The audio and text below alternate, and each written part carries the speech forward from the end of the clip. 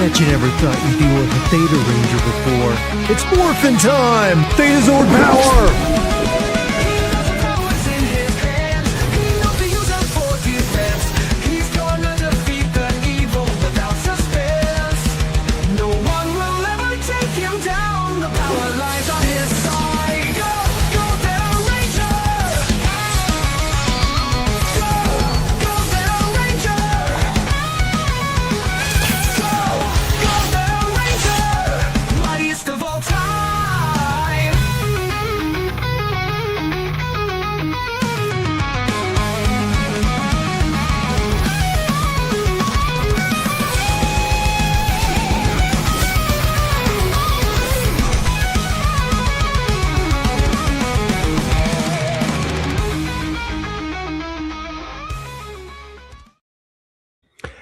Welcome, everybody. Welcome, explorers, scholars, and people who definitely did not choose the wrong grail. This is the Theta of the Grid, Cosmic Theta Theatre 2117, broadcasting from far in the future to revisit humanity's most dangerous artifact of all, the Indiana Jones and the Temple of Doom, which is apparently the prequel to Raiders of the Lost Ark, which I found out 2 weeks ago. Tonight we got screaming, sweating, lava pits, monkey brains, and a movie so dark it literally rewrote the rules of film ratings.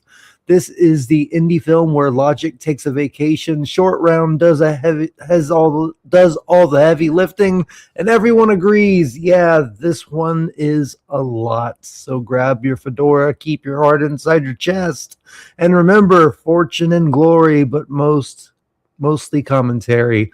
Let's roll this out and let's welcome some guests that we have. We have with us Warevlo. How are you doing, buddy? I am doing well tonight. I am also starving, so I am munching on Necco sandwich cookies. Yeah, I actually, that's why I was just a little bit late, because I had to finish eating some dinner. So glad to have you, as always. It's a pleasure. And then we have our host with the most. Thank you very much for joining us. We have Griffin DBK. He's Griffin DBK. Griffin DBK. He doesn't want your money. Put your wallet away. Relax and have a snack and hang tight. Here's DBK. Stop it. Yeah. Tis I, Griffin DBK. Yeah. Welcome. Thank you. Thanks for having me.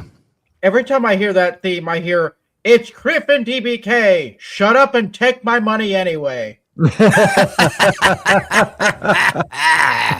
Don't put your wallet away. Just give it to me now. Give it to Theta. Give it to Warevlo. Man, I haven't spoken in Spanish. Warevlo. Warevlo. Gotta roll those up. Please don't. Warevlo. Please don't do the extended tongue troll. Does it make your girlfriend jealous? Thank you for being in the chat, doing double duty as well. We don't have the names yet. I think StreamYard has changed that up. I think that they took that away from my Your tier? My tier. Seriously? I think so. Those bastards. Yeah, that cheap bastards. They keep raising the prices and lowering what you get for it. Those fucking bastards. Last night, specifically after the stream was over, it asked me, do you like the changes to StreamYard? I hope you said hell no. Yes, I did. I said no, I don't like the changes. It asked me what I recommended on a scale of 1 to 10, and I gave it a 3.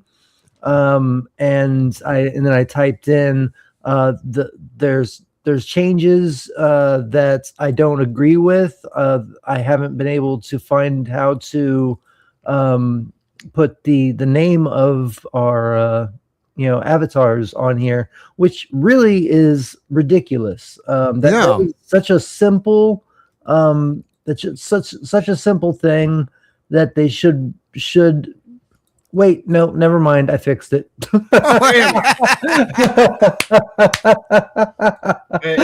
That's me. That's me, Theta.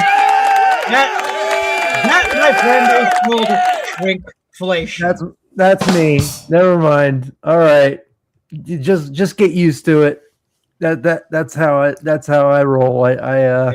I luck my way into fixing my own problems after I crap on something else that I was blaming my issues for. Speaking of issues, and not that kind, should we share the? Okay, if the stream suddenly goes private without warning, here's what to do. Strategery.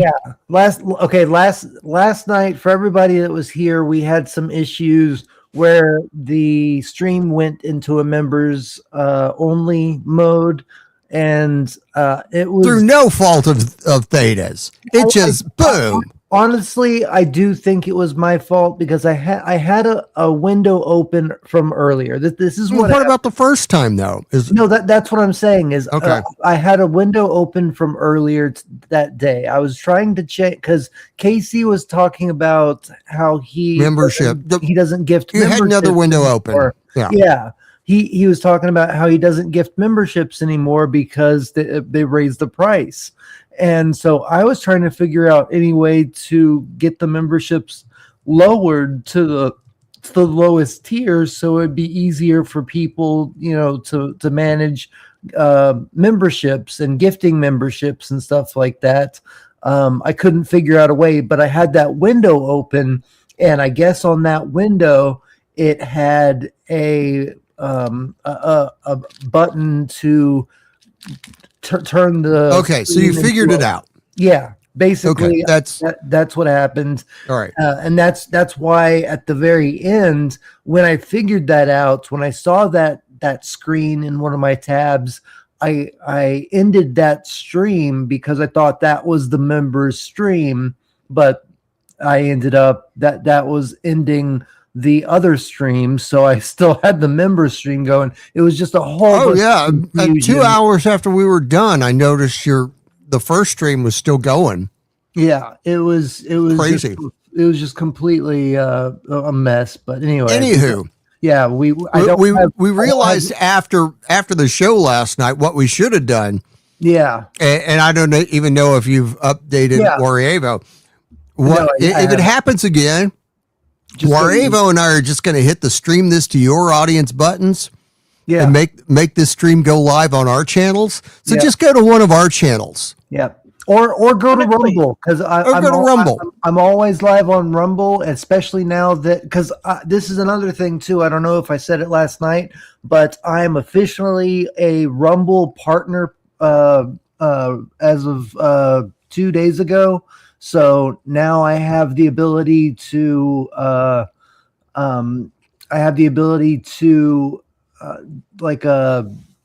give the ads that they need, and if I reach certain thresholds and stuff. Let's see, let me read them all if I can find them real quick. Let's see. I do have, let's see, not my dashboard. Okay, here we go. Okay, so basically, I have 3 out of 20 chatters that have come to my Rumble stream. So if you go to my Rumble stream and you put a chat, just say hi or something in there.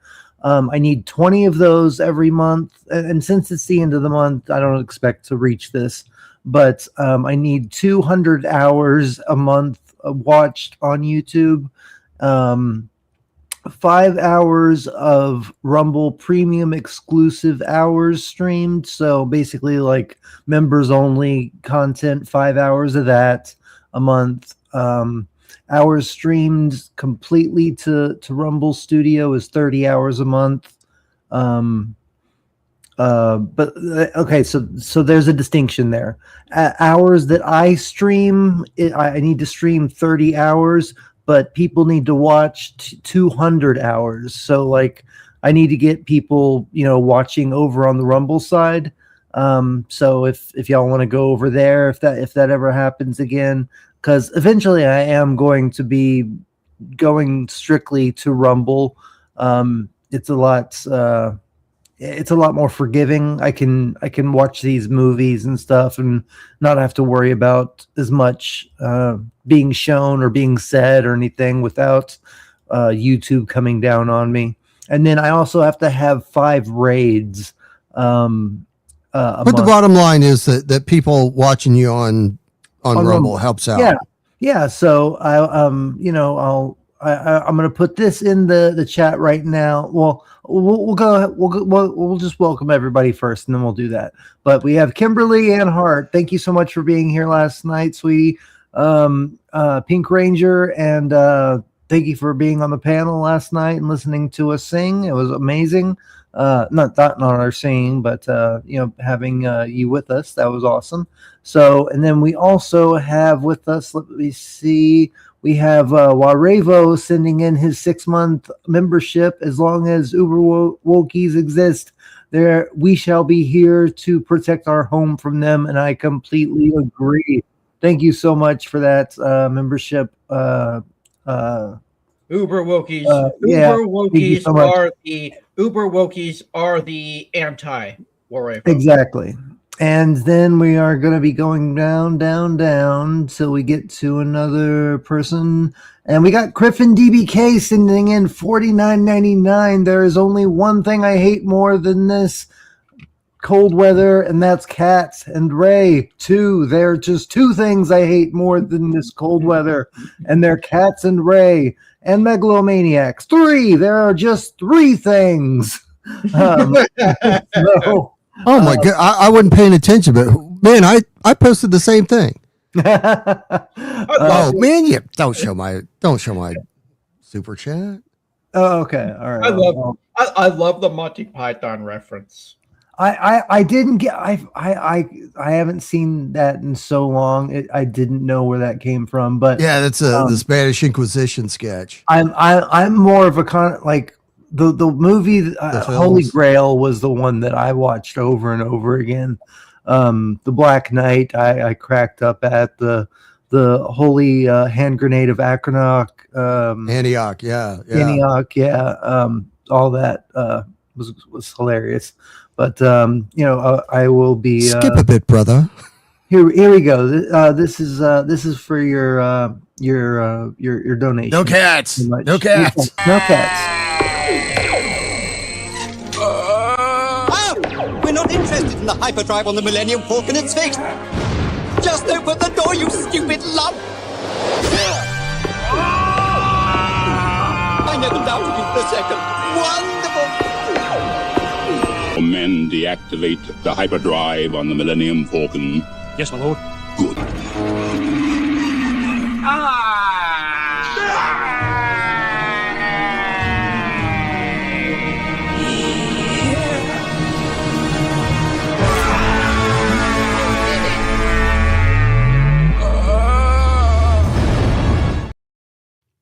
And then we also got Griffin DBK over on the Rumble side saying hi, giving us some nice comments over there to get that number up. Next month, I'm going to be really pushing that and getting some more subscribers, while also I'm going to be making making a lot of videos. I have a meeting next week with a consultant from YouTube to help grow my new channels. I'm still going to be, like I said last night, I'm still going to be keeping this one up for live streams. So we're going to still keep doing this stuff. But in the meantime, now that I don't have the website that I'm working on, I'm going to be working on videos like you wouldn't believe. And I'm going to be doing very in-depth professional editing. So I'm going to be working my butt off on making sure that y'all are entertained. Are you not entertained? And we will. What I got last clip. What's that? The last clip you played, the one with Oh, Van Damme. Looked like Bruce Lee and R2D2. No, that was Jean-Claude Van Damme. So yeah. Did anyone else think it sounded like an old man perpetually orgasming while he was simultaneously? No, that's just how Jean-Claude Van Damme. That's just how he sounds when he's in. I mean, in every movie he's ever been in, when he does his martial arts, that's how he sounds. It does. That's what it sounds like. It sounds like he's perpetually orgasming while he's dying at the same time. Maybe he might be. He was on so much coke during all those movies. He might be. He might have been, man. You never know. Here's a film you want to start with, Jeff. Your Warrior. Yeah. To get into Jean-Claude Van Goddamn. You want to watch Time Cop. You do. Time Cop is a classic. You've seen Ferris Bueller, right? Yes. Ferris Bueller's Day Off, not the TV show with Jennifer Aniston, but right. But Ferris Bueller's Day Off. Yeah. Remember Simone from Ferris Bueller? Oh, that's right. Yeah. You get to see a little bit more of her. Penelope Cruz, right? She was also in Fast Times at Ridgemont High. Is that the right? No, it's a different one. They look alike though. Mia Sara, the actress's name is Mia Sara. Yeah, they look alike though. They do look a little bit alike, but yeah. Not only is she gorgeous, and not only does she have a fantastic rack. Oh God, yeah. But she actually got to call Sean Connery father-in-law. She was the daughter-in-law of Sean Connery. Connor McLeod, huh? Connor McLeod, you are the Highlander. Welcome to the Rock, boys. She was married to his son Jason, the one who was in whatever TV show that was. Yeah. What was it? Did he play Robin Hood? Was that? I can't remember. It was syndicated. Medieval kind of show. Remember. I can't remember. But tonight we are going to be watching Indiana Jones and the Temple of Doom.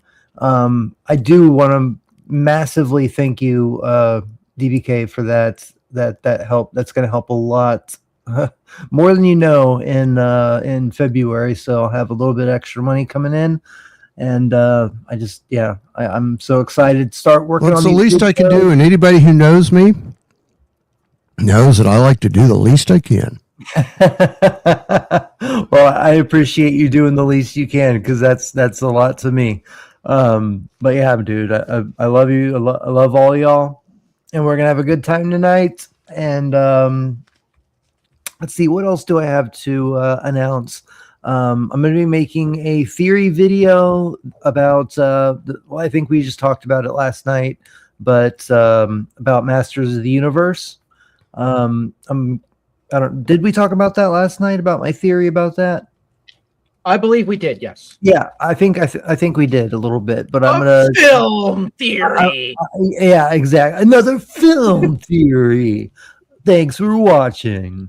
But I'm going to be making a 20 minute plus video on that, a deep dive into the original Masters of the Universe with Dolph Lundgren compared to this movie. I have my doubts about this movie being good, especially with Jared Leto being attached to it, but I still do have a theory that would make this movie a lot better. And I do have some a little bit of news that I just watched. Nerdrotic and Chris Gore were talking about Avengers Doomsday, and apparently, I don't know if do y'all want spoilers? Because this is how the beginning of the movie is supposed to start, coming from sources that Chris Gore and Nerdrotic deem very reliable. So are y'all ready? Do y'all want to hear this? This will be interesting. Okay, so this is how the movie's going to start. Okay, you've seen the trailer with the X-Men with Cyclops taking off his glasses and shooting that optic blast. Have y'all seen that? No. Okay. Well, anyway, that's they're introducing the X-Men. It has Patrick Stewart and Ian McKellen as Magneto and Professor X, and they're very old men sitting in the X Mansion. Apparently, Magneto is a good guy now, but the original actor who played Cyclops, I can't think of his name. Anyway, I liked him as Cyclops, but the scene that I'm talking about has Cyclops kneeling down and just taking off his optic, his ruby lenses, which protects. Which I don't know if y'all know this, but Cyclops does not actually shoot heat vision out of his eyes. What his eyes are, they're portals to a concussive dimension. So when he opens his eyes, a concussive force is what emits from his eyes. It's not heat. It's not, lasers or anything like that. His eyes are literally portals to a dimension of pure concussive force. And so when he opens his eye, that's why he has to wear those glasses, because it blocks the portal from getting past those ruby lenses. And that's why he can adjust it and stuff to pinpoint laser precision, stuff like that. So anyway, a little bit of nerd facts for you. But anyway, what's going to happen in the beginning of Doomsday is Dr. Doom. It all starts with Cyclops fighting Spider-Man and Tobey Maguire's Spider-Man and killing Tobey Maguire as Spider-Man and killing him off completely. I don't know if he'll ever come back, but that's how they're going to start the movie off. And apparently it all starts because of Chris Evans, Captain America, going back in time to live out that life with Peggy Carter. That's what started the incursions of the worlds colliding. And Dr. Doom is the first one that saw this happening, which I don't understand why Mr. Fantastic Reed Richards wouldn't have been the first one to realize that, since he's the smartest man in the Marvel universe. Only second to next to him is Dr. Doom. Then there's Peter Parker. Then there's Tony Stark. But anyway, that's what I've been hearing from Chris Gore, who I respect so much, and I'm trying to get a interview with him. I don't know if y'all know who Chris Gore is, but I know somebody. I've been on Syfax's show, who is friends with Chris Gore. He has his phone number, and he was telling me, if you have something, good enough to talk about with Chris Gore, he'll run it by him and see if he can get an interview. So I'm, cross your fingers for me, because that would be such an amazing get. I have another avenue to Chris Gore if that one doesn't pan out for you. Really, dude? He's good friends with Adam Rifkin. See, I thought that you said that before too. I didn't know if I was getting it confused, because I just remember being on Syfax's show and him bringing it up, and I thought that I remembered that you had said that too, but I didn't know if I was just mixing that up. But yeah, if there's some way to get Chris Gore to have like a 30-40 minute interview or something like that, I would be. Let's talk afterwards, because it's you only get so many silver bullets. Yeah, right? Exactly. And so it's got to be solid for me to use the silver bullet. Yeah, I hear you completely. Okay. So if it's solid. Okay. I have no problem firing a silver bullet. Okay. Well, let me put a pitch together, and we'll talk about it. So anyway, but yeah, so I thought that was really cool. It was kind of interesting. I don't think that it's gonna work. I think that they're just trying to make, because what this is actually, and it's really funny that this is how it's happening, because this in Avengers Earth's Mightiest Heroes comic book, that this is exactly what happened with the Kang dynasty. So this is what they had planned for Kang. This is solid proof that if this is true, which it sounds like there is a good possibility this is the case, especially knowing that in the comic book series Earth's Mightiest Heroes, the Avengers, the Kang, the Kang dynasty, all the Kangs are the ones that came back and they started a war between the X-Men and the Avengers, and Spider-Man gets killed in that. And so it makes sense that they had this planned for a long time, with Jonathan Majors as the one that initiates this entire thing. But since they had this issue with Jonathan Majors and the the allegations towards him, I don't know if he's been convicted yet, if they've gone to trial or anything. But regardless, this makes perfect sense if if that's what they were planning on doing. But we do have another $5 super chat from Orphan Zane. Thank you so much for your amazing support. And yeah, we're going to go ahead and play this, man. First, a joke. What do you get when you cross an owl with a bungee cord?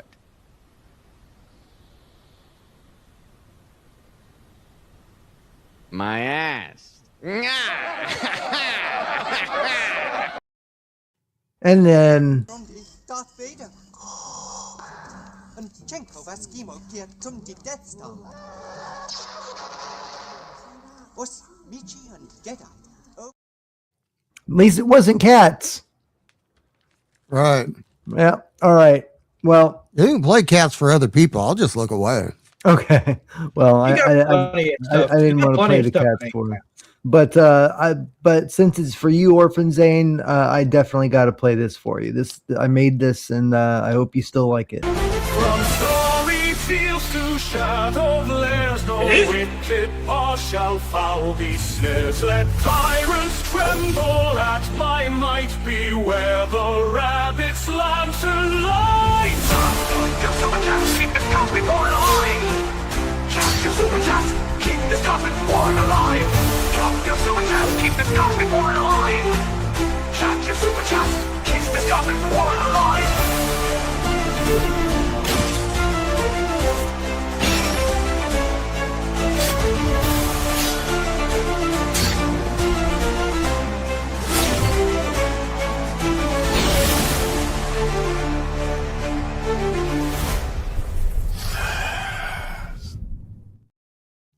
Chat, your super chats keep that cosmic warrior alive, Hair Jordan. Thank you so much for that support. Everybody, this is the everybody go to this this website. Obviously, since it's Indiana Jones, Disney is not going to let us play it on YouTube, or YouTube will not let us play it on YouTube because Disney will throw a hissy fit and they'll probably come here to try to peg me. So we're not going to do that. Well, playing their movie isn't exactly fair use. So. Yeah, exactly. So yeah, just jump in here and make sure y'all can see Indiana Jones and the Temple of Doom, and we'll let this go for about 3 minutes while we talk a little bit. So what do y'all think about that intro for the Avengers Doomsday? Are y'all interested at all anymore in these superhero Marvel movies, or is it dead, y'all? I'll be honest. I lost interest in comic book superhero movies after Infinity War. Isn't that sad?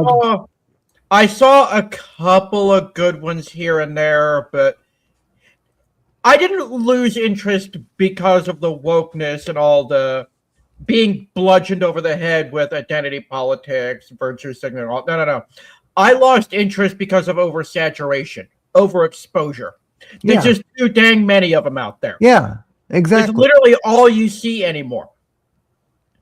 Yeah, no, I completely get it, man. Nothing is original. I'm starting to think that all creativity across the planet is dead because it's been smothered out, because you're not seeing anything original.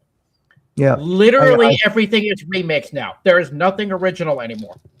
Yeah. The originality is out there. It's just not getting studio backing. Yeah, I mean, like on Startcast, I mean, that whole plot point that I'm going to be making that Masters of the Universe movie on, that, I mean, not to toot my own horn, but if they did something like that where King Randor was actually the Dolph Lundgren version of He-Man and Masters of the Universe, because they never call him Prince Adam in that version of He-Man and from the 80s. So if they made that as a prequel, and that's the reason why they know about Earth, like just sending Prince Adam to Earth for no reason, that just doesn't make any sense. And also the way that they treat the white male character, treating him like an idiot, like they always do. When I saw the trailer for the first time with my buddy the other day, the first thing I thought was Once Upon a Time. You ever watch Once Upon a Time? No. It's literally the same exact premise as they're shown in the trailer. You have this fantasy world that is heavily based on all these Disney properties, is going through an apocalyptic event. Snow White and Prince Charming send their infant daughter to Earth, which has no magic, where she'll be safe. Yeah. She's supposed to be the chosen one. She grows up, has a kid of her own, finds out the hard way that she's the chosen one, though she refuses to accept it, and has to help her parents and all these other fairy tale people regain their memories and get back home. Gotcha. See, it reminded me of the Matrix Revolutions, or the fourth one, where they bring Thomas Anderson into a title of like he's a game maker, and he made the Matrix video game. They erase his memory and stuff like that, and it's like a combination between that and Thor, Love and Thunder. Trying to get just Thor in general in the first one, where he's trying to get the hammer and he can't pick it up. Like that trailer reminded me of that, when he's like trying. And there's this image that's obviously it was screenshotted and posted everywhere. But when he's making that face when he's trying to pull that sword out of that mannequin, and it looks like he's trying to take a shit while he's pulling the sword out. Oh yeah, the Dragon Ball Evolution level fart face. Yeah, he's like has that like he's trying to take a big old shit, and which pretty much tells me what it is. But I really hope that they do something special with it, and I really hope that they only do like 10-15 minutes tops on Earth, and the rest of it is in Eternia. But if they spend way too much time on Earth with no reason, and plus the actor that is playing Prince Adam, he looks too gay. And not that I have anything against gay. Not that there's anything wrong with that. Yeah, not that there's anything wrong with that, of course. But to be fair, to be fair, in today's world, it's literally impossible to tell. Well, in today's world, it's bad to be straight. You know, like it's like all the gay people took over, and if you're straight, then it's like shame on you. You're a bad 90s, person. Back in the 90s, even being gay was you were exactly. Well, that's why I like the 90s so much, is because that's when it was a time where you understood that there were people that lived that lifestyle. You didn't care, you didn't treat them differently. At least I didn't, or know anybody that did. There were people that called you gay, but they called people gay that weren't gay just to be funny. It was kind of like a riffing type of thing. It was gay. There was a slang term gay that meant stupid. Yeah. I mean, like that was like the shirt that I'm wearing. Socialism is for fags. That's that was a word that it's like retard. Make retard great again. I mean, why can't we bring those words back? They don't mean. We're not talking about actual people with mental disabilities. It's just a riffing. It's a word. It means different things. Words have different definitions. There's no reason we can't use it in a context where people can understand that we're not talking about them in a derogatory way. We're just kind of like playing around. It's just a word. Words aren't guns. Words aren't knives.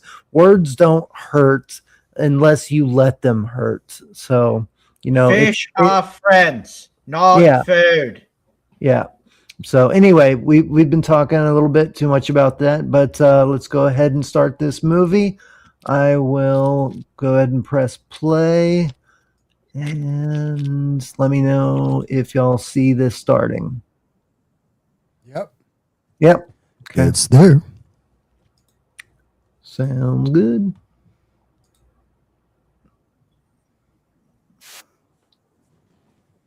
And so this is alcohol use. Yeah. Sexual content. Flashing lights.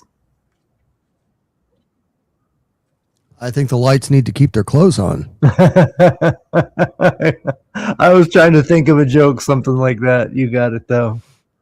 Ding, ding, ding. So I'm watching this with fresh eyes because I'm realizing that this is the very beginning, other than, from Indiana Jones and the Last Crusade when we see him as a kid. But this is the first adult version of Indiana Jones. This is episode 1 of the trilogy. And it is a trilogy. And it's only a trilogy, exactly. There is no other movies that are associated with this franchise. Yep. There are knockoffs. There are knockoffs that claim to be part of the franchise. No, they don't. And we're not talking like Douglas Adams, who wrote a trilogy of 5 books called The Hitchhiker's Guide to the Galaxy trilogy. We're talking, this film trilogy really has 3 parts, and the claims for part 4 and 5 are horseshit. Yeah, exactly. Yeah. Oh, know what? There's an unofficial 4 and 5, but they're fan movies. Yeah. No, I don't think they were fans. I need to move this over here so I can see the chat. And boy, that club stage is huge. Associate coffee fetcher, Kathleen Kennedy. Oh, yeah. Yeah, I mean, that's the thing that I associate producer. You know what an associate producer is? A title you give your secretary instead of a raise. Yeah. Don't believe me. Watch the film State and Maine. That's literally taken from that film. It wasn't until about 5 years ago that I actually realized that Kathleen Kennedy was a part of the original Star Wars trilogy and Indiana Jones. I didn't. I thought that she was like a new face from like the 21st century. You know, Was she involved in the? I didn't think she was involved in Lucasfilm during. Yeah, no, she was. She was on. She was Her in her husband's name is on those films too. Yeah, she was in the original, or she was producer, associate producer of the original trilogy. I promise you. I literally like a month ago just watched. Are you watching special features? Yeah. Yeah, there you go. Well, what does that mean? She wasn't originally. What do you mean? I mean, they changed the credits when they changed the film. Okay, gotcha. You're going conspiracy theory here. No, I'm going. This is actual history. Okay, all right. Disney already burnt that bridge, and I don't care anymore. Yeah, I hear you, Orphan Zane.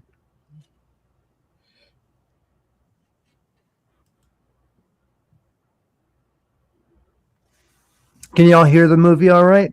Yeah. Yep. Okay.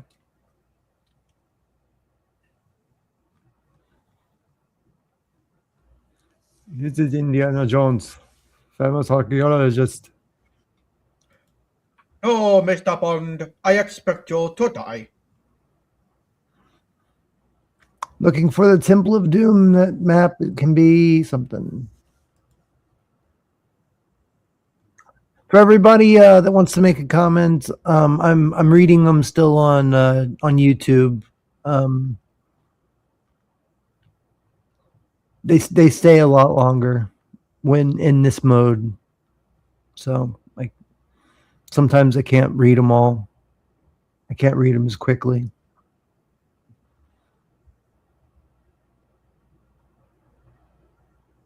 Plus, it helps with my engagement on YouTube. So if y'all wouldn't mind, if y'all are on Rumble or on YouTube, comment on Rumble or YouTube, because it definitely helps the engagement of the stream.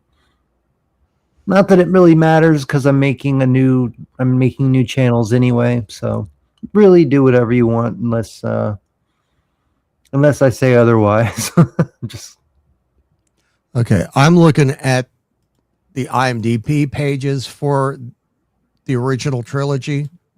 The original Star Wars Episode 5, Empire Strikes Back, Episode 6, Return of the Jedi, and neither Kennedy nor Marshall are listed in the producer section. Well, that's the original credits. Rick McCallum is noted as a producer, and even that's restricted to the special editions. Maybe that's true, but maybe this is a special edition type of thing. But I've seen behind the scenes video of her on the set of Star Wars with George Lucas. Which one though? If you're talking about the prequels. Then you've got an argument. She was not around in those days. She was not around Lucas in those days. It might have. I mean, it was on Tatooine for sure, because it was in the sand. It was like in like a Mos Eisley set. So I don't know what to tell you, dude. There was nobody into Star Wars bigger than I was in those days. I was in elementary school, and I started my publishing career writing a fanzine. I knew who was what then. I'm just saying. That's the video that I saw. Maybe it was an AI, you know. But I saw a behind the scenes video of Kathleen Kennedy, another person. I think it might have been Steven Spielberg, and George Lucas, all gain. It was probably Indiana. It was probably Raiders of the Lost Ark. No. I Unless saw a starship behind them. It was in Mos Eisley. You're gonna have to show it to me. Yeah, I'm gonna have to go back and find it and show you. But she's not listed as she doesn't have a producer credit on any of those 3 films. Okay. Well, I'll go back. I'll go back and find the video and figure out what it was. It just happened to pop up in my feed, and I looked at it. So, and like I said, not to trust a YouTube video. Well, that's why I'm saying it might have been an AI thing, but it was made in a way that looked like. Oh, yikes! That's gonna leave a mark. That hurt.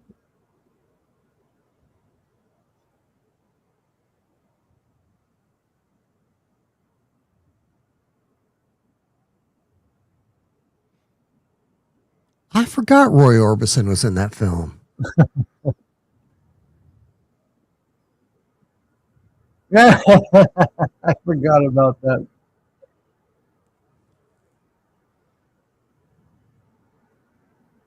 Did y'all like my thumbnail for this? I did a transparency of me in a Indiana Jones outfit with like a whip, like in action, holding one of the eggs or one of the stones. I think it turned out really cool looking. The antidote was right there.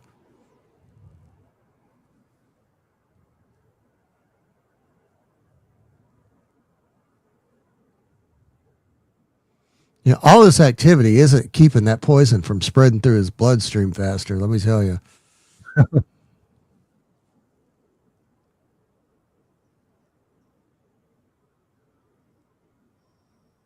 Oh, who's the James Bond villain that throws his hat? Odd Job. Odd Job, yeah. Odd Job.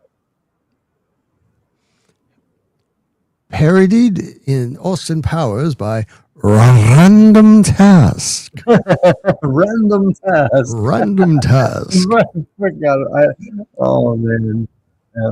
I'm going back and I'm finally. And don't get me started on a lot of vagina. I'm going back and rewatching all those movies that I was that I watched over and over again as a kid, and I'm just it's like I'm watching them for the first time again. Yeah, Tommy guns. They should have had Smith & Wesson submachine guns.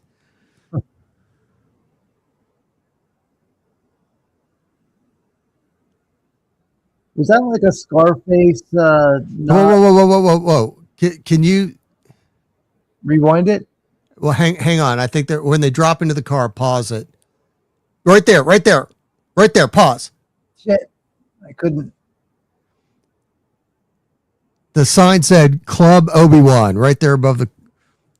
Right there on the I've seen that image before. So let me see if I can go back. I have a lot of things. Yeah, Club Obi-Wan. Yep, very briefly I saw it there. Right there, Club Obi-Wan. Yep, there it is. Nice. Everybody didn't know that? That's Club Obi-Wan. And for everybody that didn't know, Steven Spielberg actually married Kate Capshaw from this movie. Yeah, he met her on this film. Yep, this is where they met, and this is where they got together. Okay, Do you remember to whom he was married before? No. Kate Capshaw? No. Actress Amy Irving. I don't know. I've heard that name, but I can't put a face. No, she's in a lot of stuff. First thing I saw her in as a kid was Honeysuckle Rose with Willie Nelson and Slim Pickens. And was what? Diane Cannon. What was she in? I couldn't hear you. The name of the film is Honeysuckle Rose. Oh, I've heard that. I haven't seen it before though. Yeah, named after Hoyt Axton's tour bus, actually, because it was being developed as a vehicle for Hoyt Axton, but then Willie Nelson took over when Hoyt. He got the lead when Hoyt dropped out of the picture. Gotcha.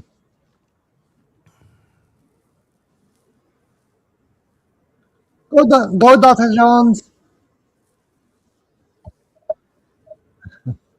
I love that actor. That little Chinese kid.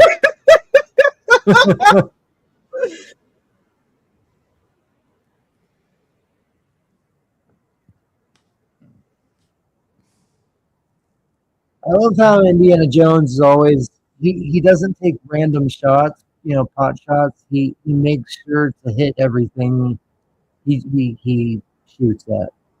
Like he takes his time instead of just randomly shooting. Where's my gun?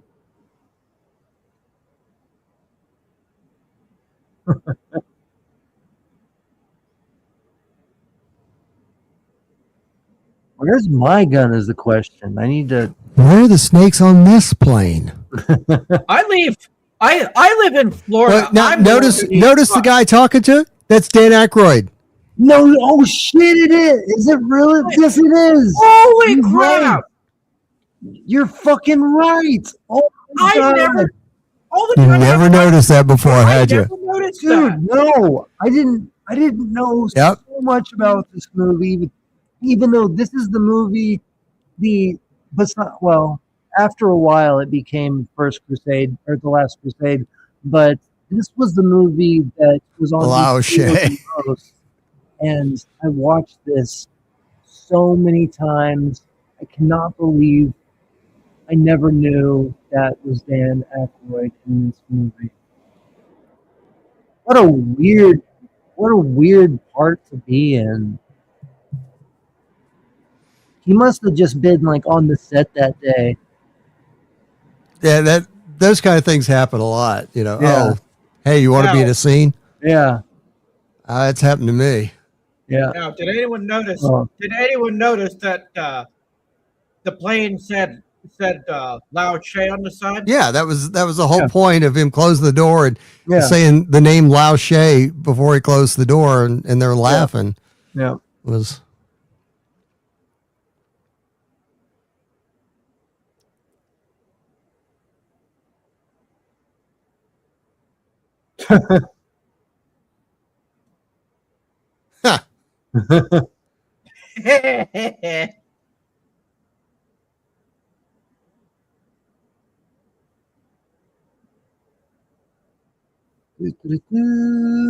buddy of mine ran on the top of that wall.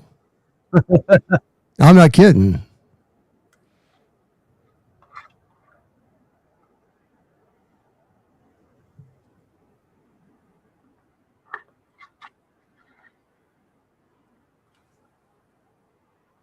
Chung King. Evening, Lieutenant Giratina. Thank you for dropping by. I will put the link in the chat again if you don't have it. We are watching Temple of Doom. I hope you are having a wonderful night. Temple of Doom. Temple of Doom. Cock. Indiana Jones and the Temple of Oh God, we're doomed.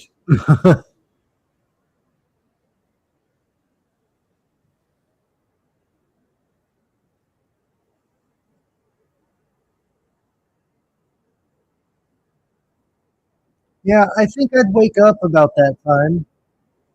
Like, not just. I haven't seen that much poultry in the passenger cabin of an airplane since I flew Air Mexico.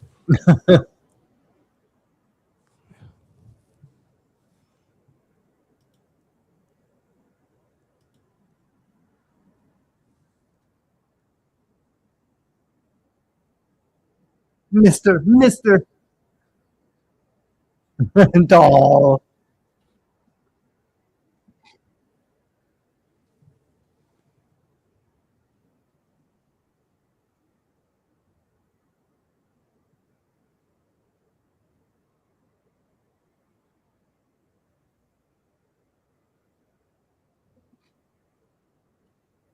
No.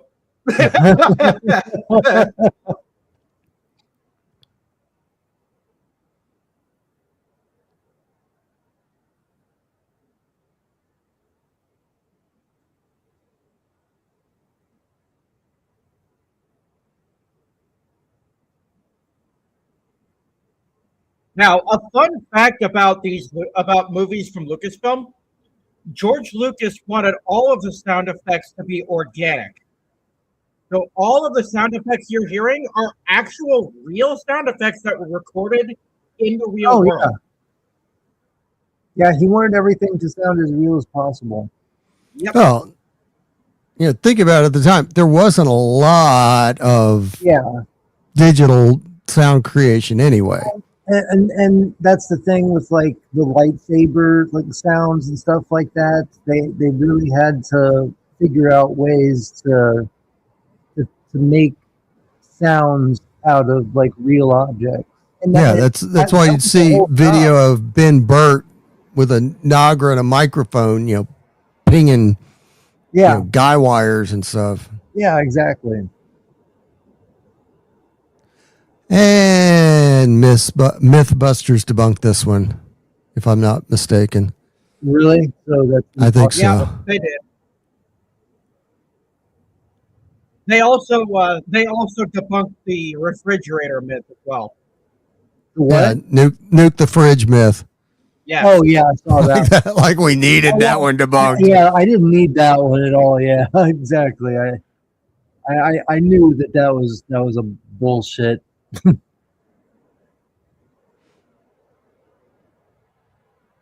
I hate it when that happens. Is that possible in water? No, I guess not, because it'd be just as hard. You'd be hitting harder than. Yeah. Especially on a rapids like that. Yeah, you'd have better luck going down a snowy slope because you're easing into it on a slope, but landing just smack dab on a river like that would definitely kill you. Yeah.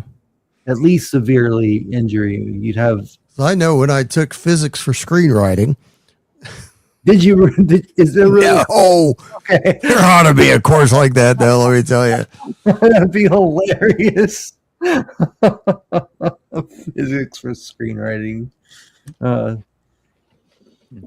Yeah. It's like when I was going to medical school to learn to write jokes. Sam Kinison joke. I love Sam Kinison. I didn't know that was one of his jokes though. Oh yeah. I love Sam Kinison. He was being criticized by a certain segment of the population, and one of their major criticisms was his jokes are medically inaccurate. Really? Really? Because I know when I was going to medical school to learn to write jokes. Write comedy. That's great. Yeah, I remember on Married with Children when he was like Al Bundy's like guardian angel. Yeah, he was. Oh, what was Jimmy Stewart's guardian angel in It's a Wonderful Life? Clarence, was it Clarence? Oh yeah, Clarence. That's right. Yeah, he was Al. Sam was Al's Clarence in that episode. Yeah.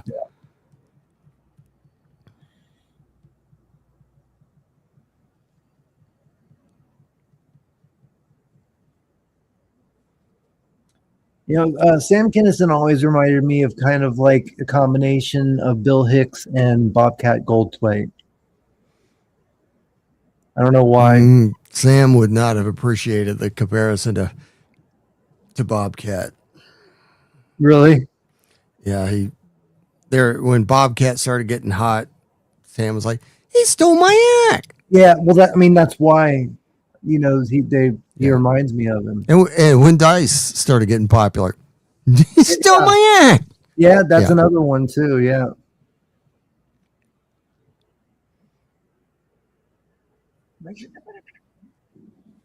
But I have no idea what these days every comedian has basically stolen somebody's act. Oh yeah, everybody's stolen everybody's act.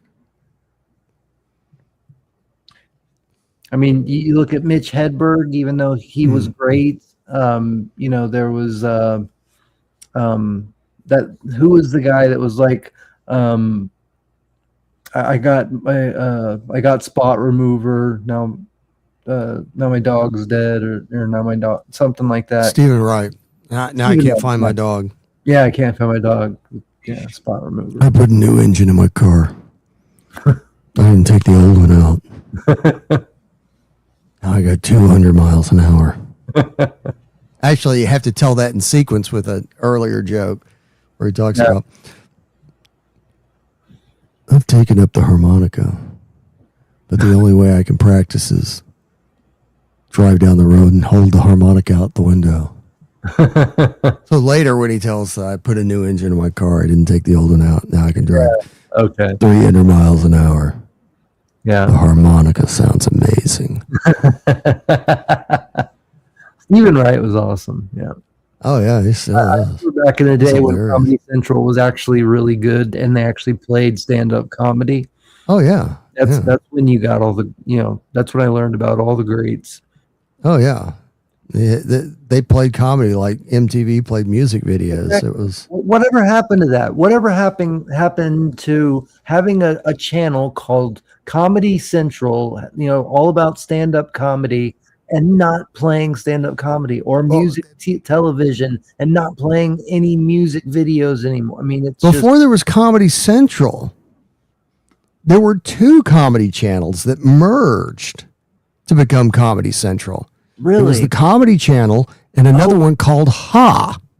No, I never heard of Ha, but I did hear the Comedy Channel. There was a show on Ha called After Drive that had Dennis Miller and I can still hear the jingle in my head. It's After Drive with Dennis Leary and Dennis Leary. It was like Jimmy Kimmel, but it wasn't Jimmy Kimmel, but it was that same. It was somebody, but it was This Is After Drive. And when they merged, they had to because it ended. This is After Drive on Ha, and they had to change it when they merged the two channels and changed the name to Comedy Central.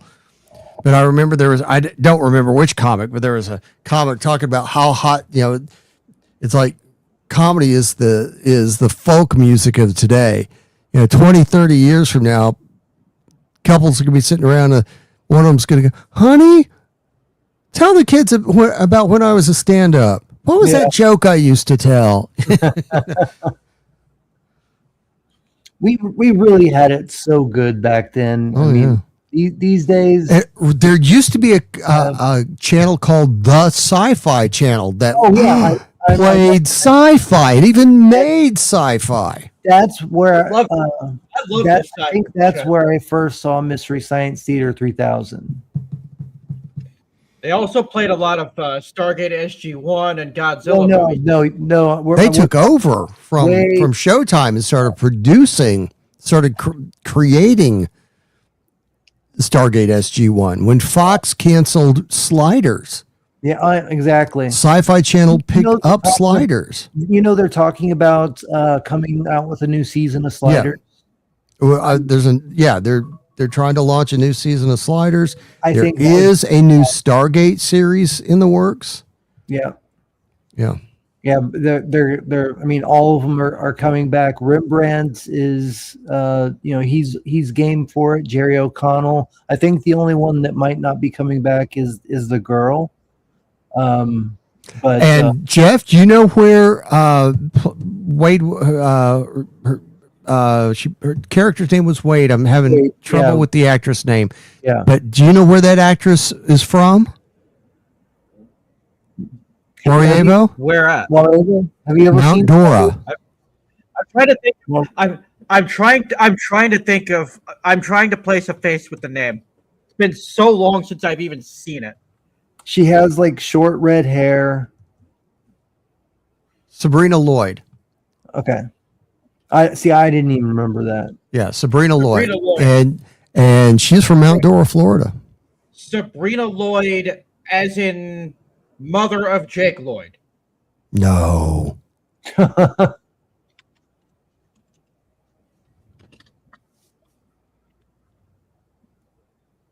Let's see. I'm sorry if they aren't bringing back Kari Wurr, I don't want to see it. What, the sliders or Yeah. Stargate? You know, the first place I saw Kari Wurr was on the second season of MTV's first game show, Remote Control. Wow, that was a good show. Yeah. Where Ken Ober was the host, and she was the female co-host, and the male co-host was Colin Quinn. Yeah, that's right. That's why when they announced that a forthcoming season of Sliders was going to have Quinn's brother, Quinn Mallory's brother, I turned to the person I was watching TV with and said, $10 says the brother's name is Colin. Son of a bitch. It was right. Because Colin Quinn. And I was right. Yeah. Yep. Because Kari Wurr and Colin Quinn. Man, Kari Wurr was the babe back in those days. So, dude. Still not bad looking now. But, she just dropped it. Oh, and she's in that. Speaking of Andrew Dice Clay, she has a small role in Ford Fairlane. And Ford asks her name, and I can't remember if she takes a card out of her top or what, but she leans in and she says, Melody, as in a pretty girl is like, eh? No,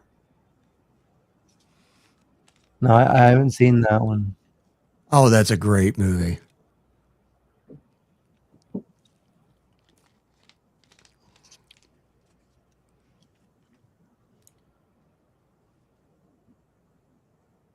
And it's got a hilarious MTV reference in it.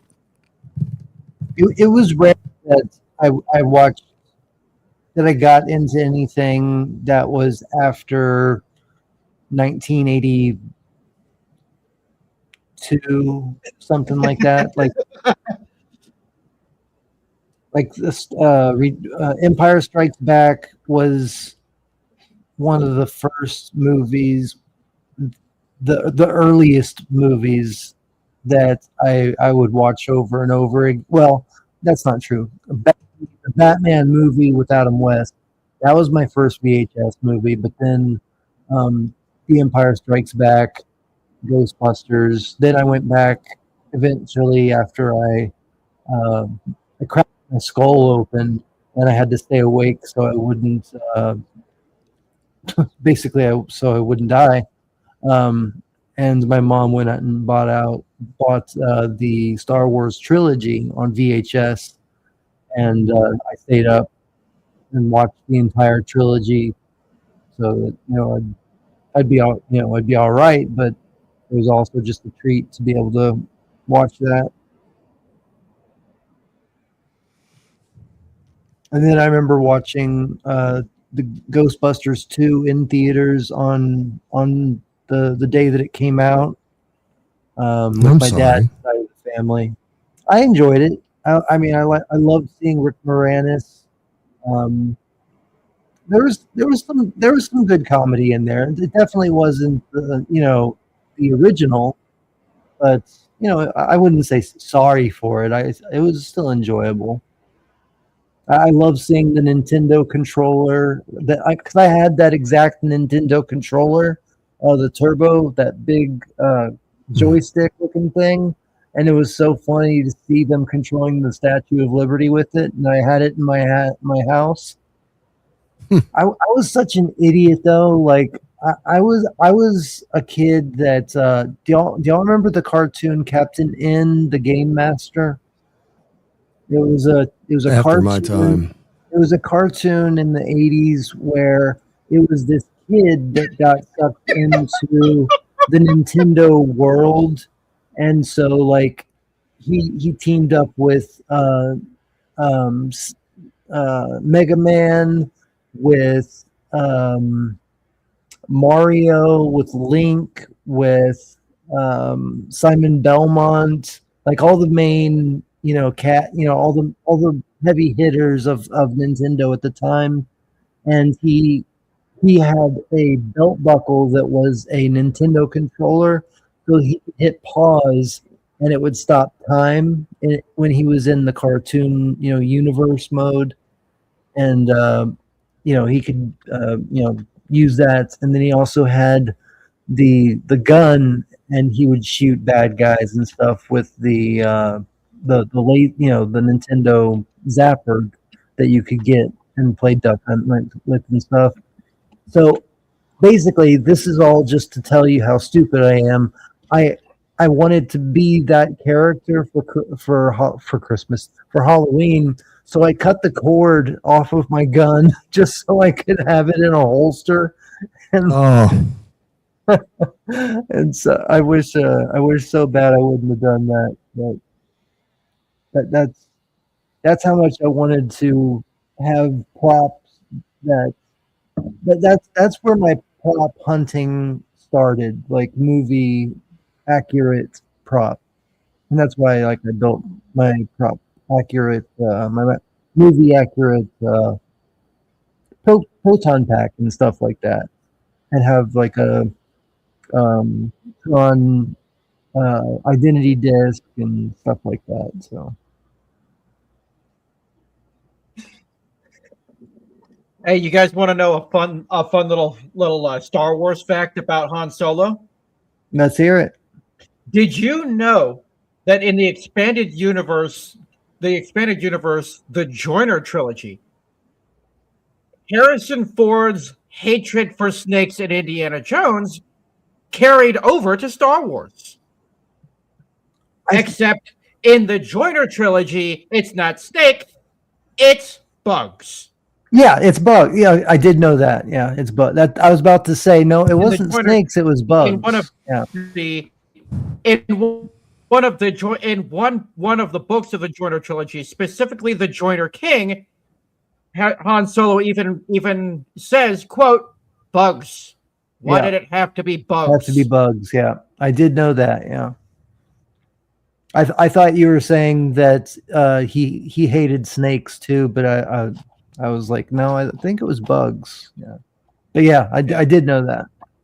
I read a lot of those books. We have with us a man of culture who has also read the Joiner trilogy. Yeah.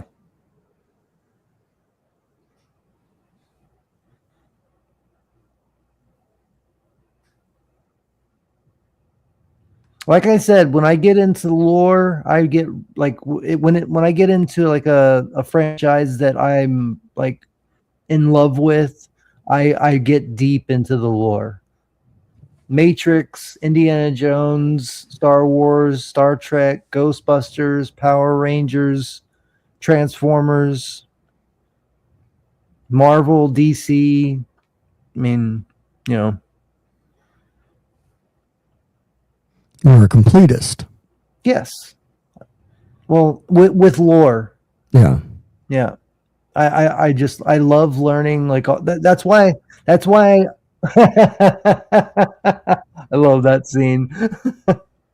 But yeah, that's why I do the trivia nights now, because I love getting into the the nitty-gritty of deep and lore and stuff, and hoping that other people will be as into it as I am.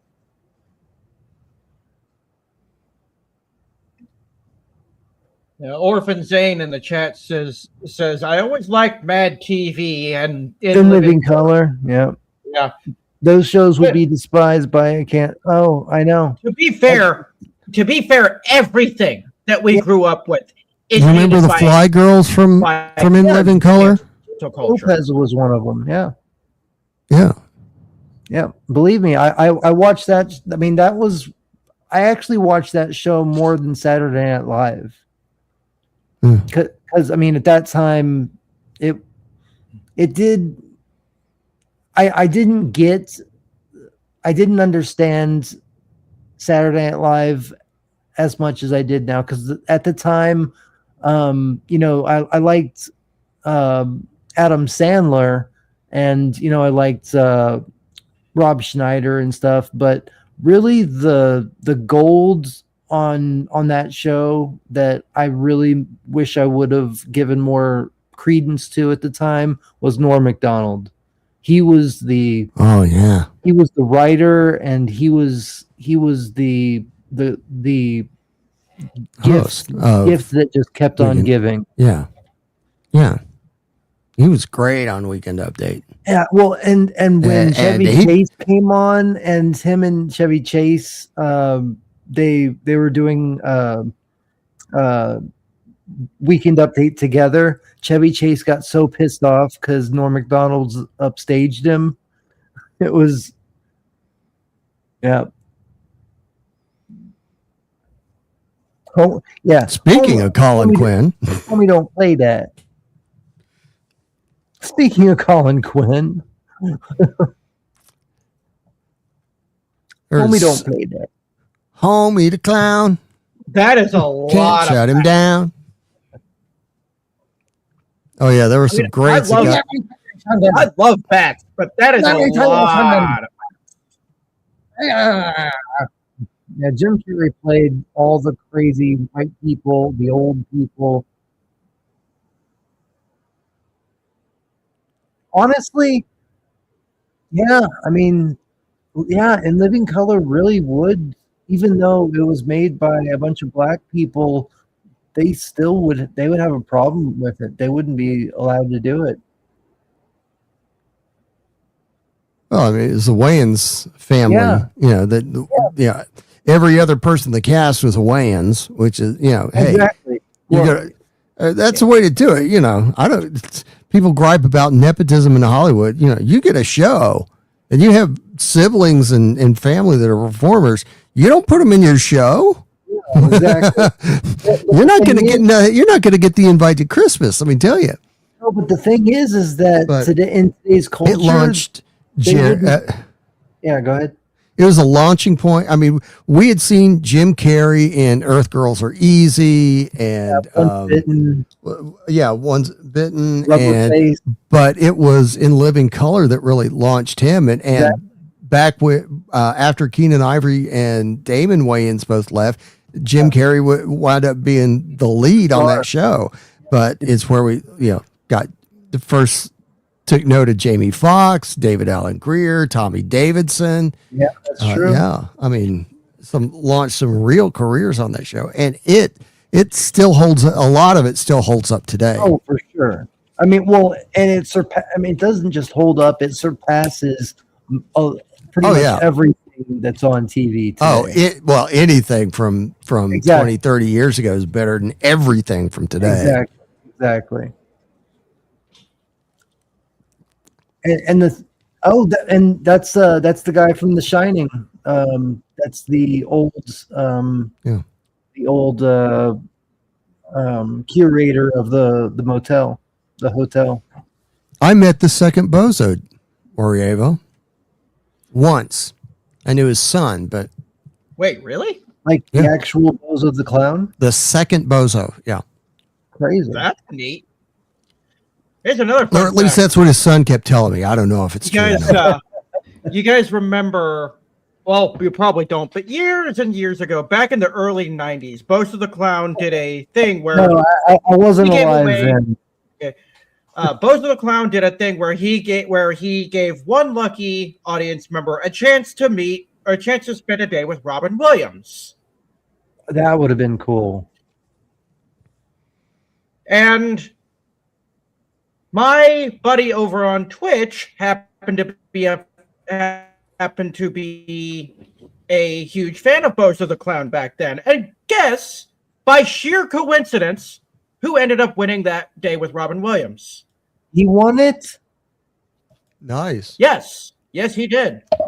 That is awesome. And the funny thing is, I remember watching on TV that day, and I remember seeing his name on the TV. I'm like, I really envy that guy. I'd love to spend a day with Robin Williams. Oh God, yeah. I mean, I had forgotten all about that. I'd forgotten all about the whole thing until I was talking to him one day, and he told me his full name. Robin Williams is probably in the top 10 people I would like to meet in history. Top 3 for me. Well, I mean, I got Jesus, I got Norm Macdonald. Got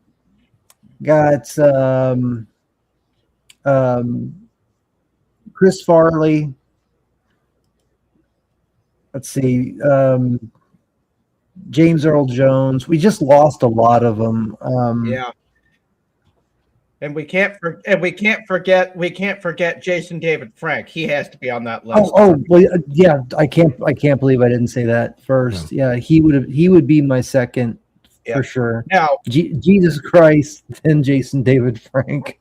Now, an ironic thing for me, the whole thing about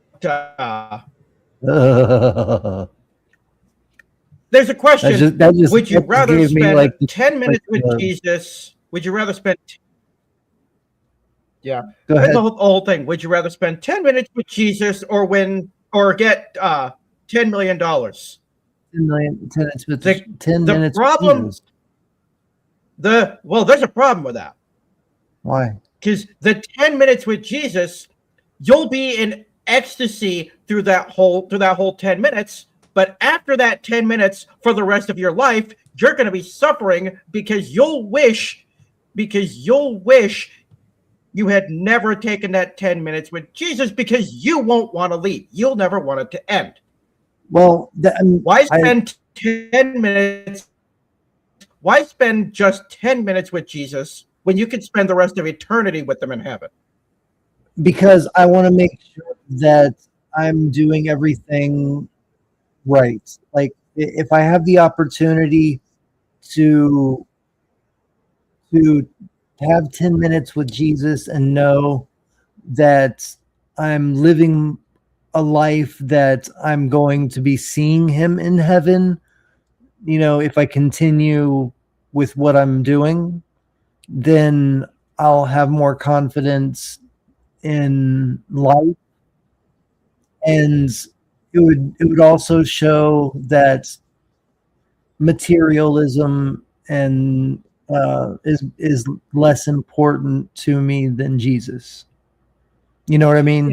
Like I want Jesus to know that I would sacrifice everything for him.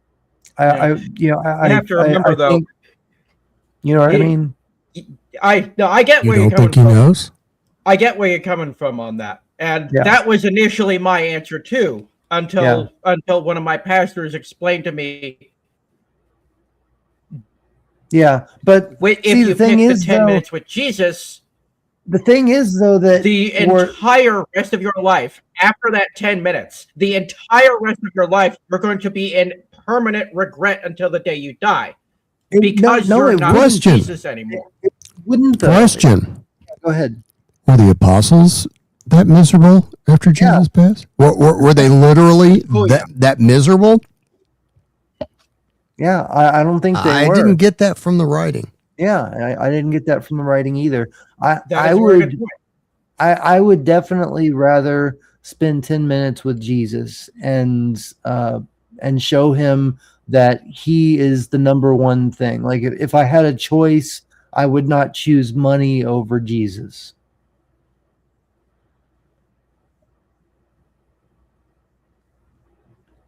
And to know that there is that ecstasy, that there is that complete serenity that you get with being with Jesus, just knowing that is coming in, at the end of my life, just knowing what that feels like it's like meeting. It's like doing the thing that you want to do the most and having the most fun and knowing that you're going to be able to experience that for eternity after you die.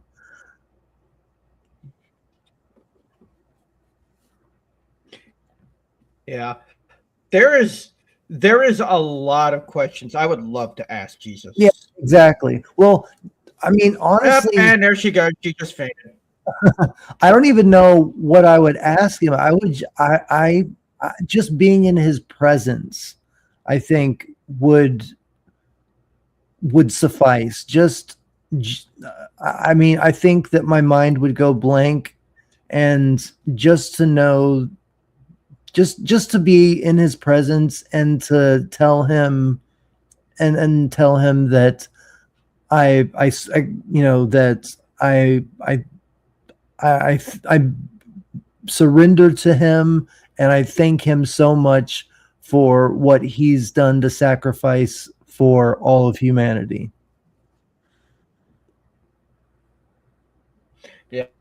Yeah. If it wasn't for Jesus, if it wasn't for the love of God, I would literally not be alive right now. Yeah, me too. I would not have lived long enough to be talking to you guys, to have this friendship, this relationship with you guys. I feel the same way.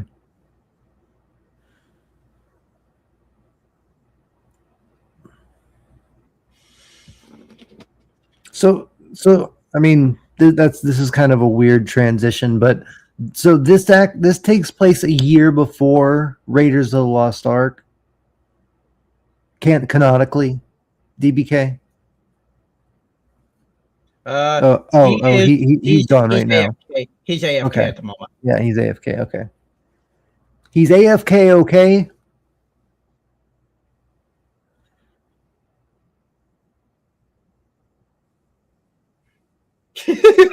he's criffing AFK.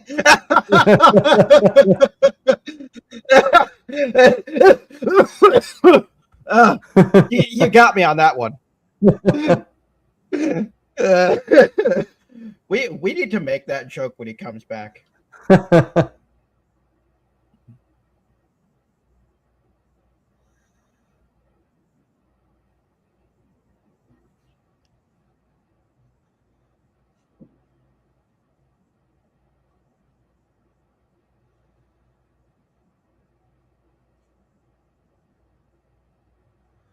Which is pretty much all women these days.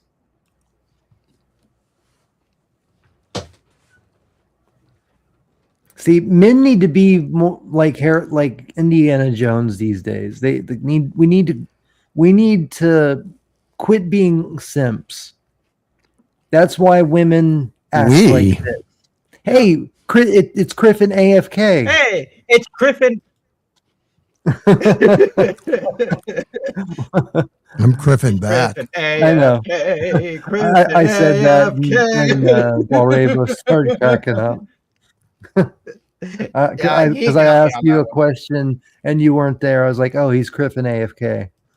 I put in the chat that I would be right back. Yeah, I'm not. I wasn't reading the private chat. We were just talking about Jesus, and then I transitioned to this. This is taking place a year before Raiders of the Lost Ark. Yeah. Okay. We missed it in the opening sequence, but it said Shanghai 1935. Yeah. Well, I mean, I caught it this time, but I never caught it before. Right. You know, so just like I said in the beginning, I'm watching this with fresh eyes because I've always watched this movie thinking that this takes place, several years after Raiders of the Lost Ark, rather than a year before Raiders.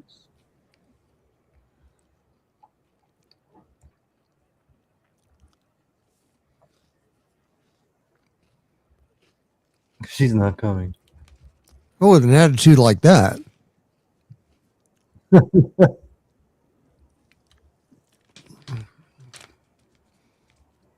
Yeah, it's the same lamp from the other movie.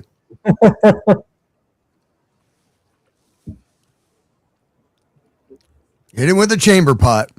That was a cuspidor.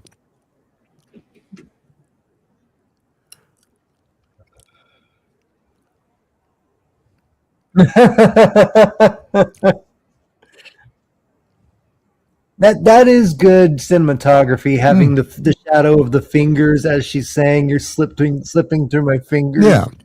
It's so well done. Good. People these days that write these movies, they would never think of something like that. Oh yeah.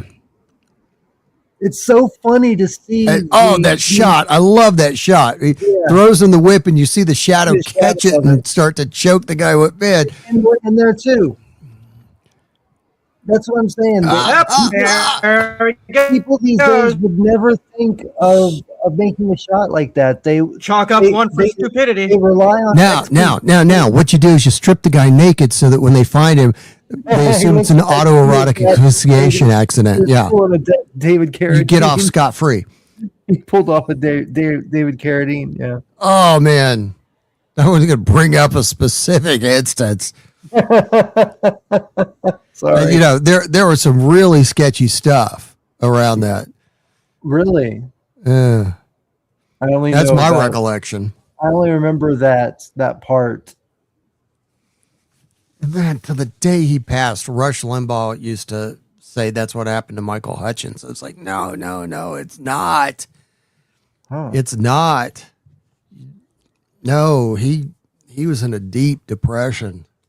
The whole thing with his daughter well, he just killed off. Yeah, I mean, and then with I don't remember the details now, but Rush was so wrong about that. And the other really tragic thing with Phil Hartman. Oh yeah, his wife. Yeah, that was his wife. That wasn't that wasn't him at all. Yeah. He was living his best life, and then when she was. Yeah.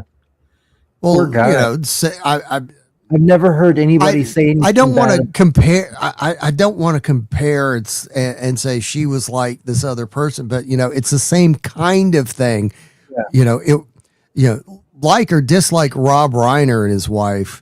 You know, their kid being having the issues that he had and allegedly being, the cause of their demise. You know, it's the same kind of thing. You know, by all accounts, they had done everything they possibly could. So, is there sketchy stuff that happened with Rob Reiner and his wife? No. What I'm saying is the you brought compared up to Phil Hartman. How it was. Gotcha. Yeah, it wasn't Phil, it was the wife, and here it wasn't Rob Reiner or his wife, it was the son. That's what I'm saying.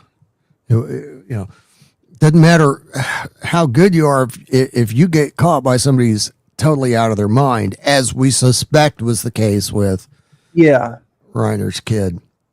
With what was his name? Nick? I don't know, but I know Rob Reiner was he was very leftist. He was very, anti-MAGA. I don't know if there might be some kind of conspiracy where the son was set up. I don't think that anybody saying that is just. I mean, that's. I don't want to use a personality name, but there's somebody who's making their name these days on ridiculous conspiracy, just unsupportable. Conspiracies. It's just to keep people, just to get the clicks, to get the clicks, and it's awful. It's pathetic. It's ridiculous, and I don't want to go down that road. Don't worry about it. Anybody who's trying to say it was a conspiracy theory like that is just saying it for the clicks, in my arrogant opinion. Well, I was just saying it in terms of what you were saying with Phil Hartman.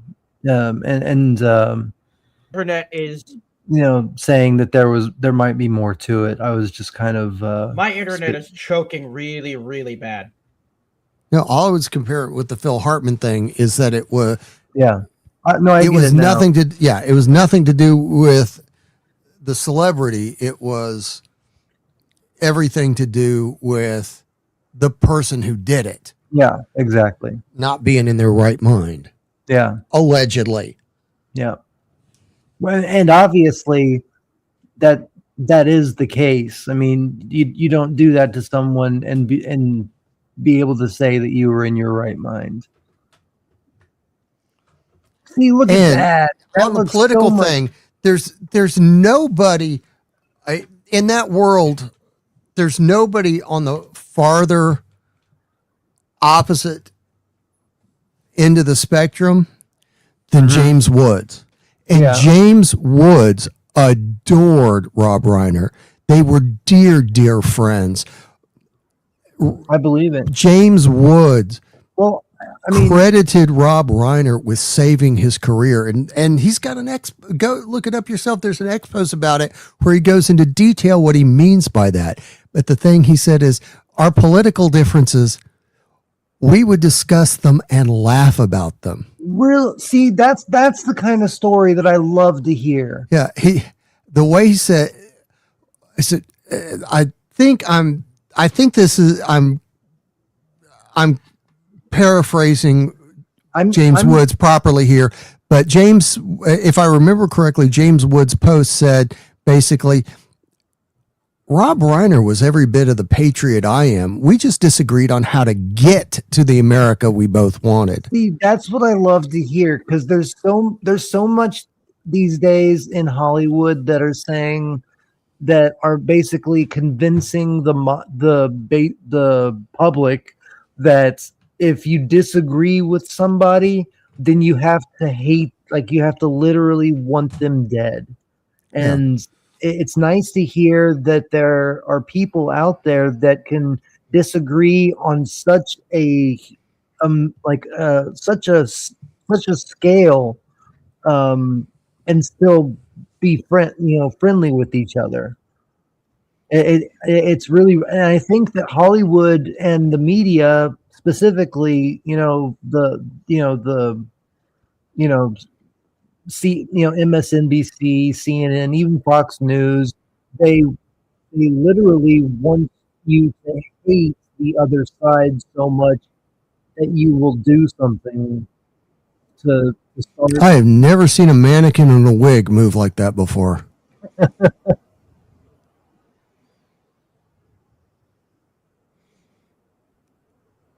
Now, if you want to get into the conspiracy of it, there was a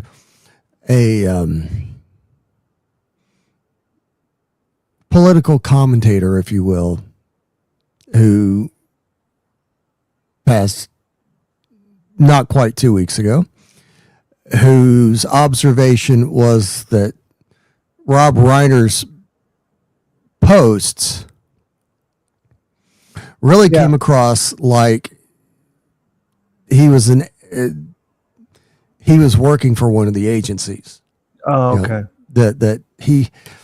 His vitriol, his hatred, his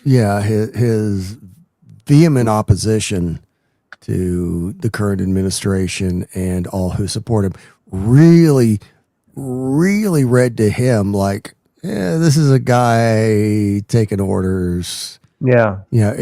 And it may not have been a formal relationship, but there's a whole lot of below the surface where we don't see it. There's a whole lot of cooperation between. And a lot of them are between the real power and the media. And they're getting a lot of younger people too. Mm-hmm. Like that guy Harry Sisson that he just turned Harry Sissy. Yeah. He's definitely one that is a plant. He goes on these Piers Morgan shows, and he doesn't have any points, but he just goes on there to speak for the young people, and try to get younger people to, basically not think for themselves.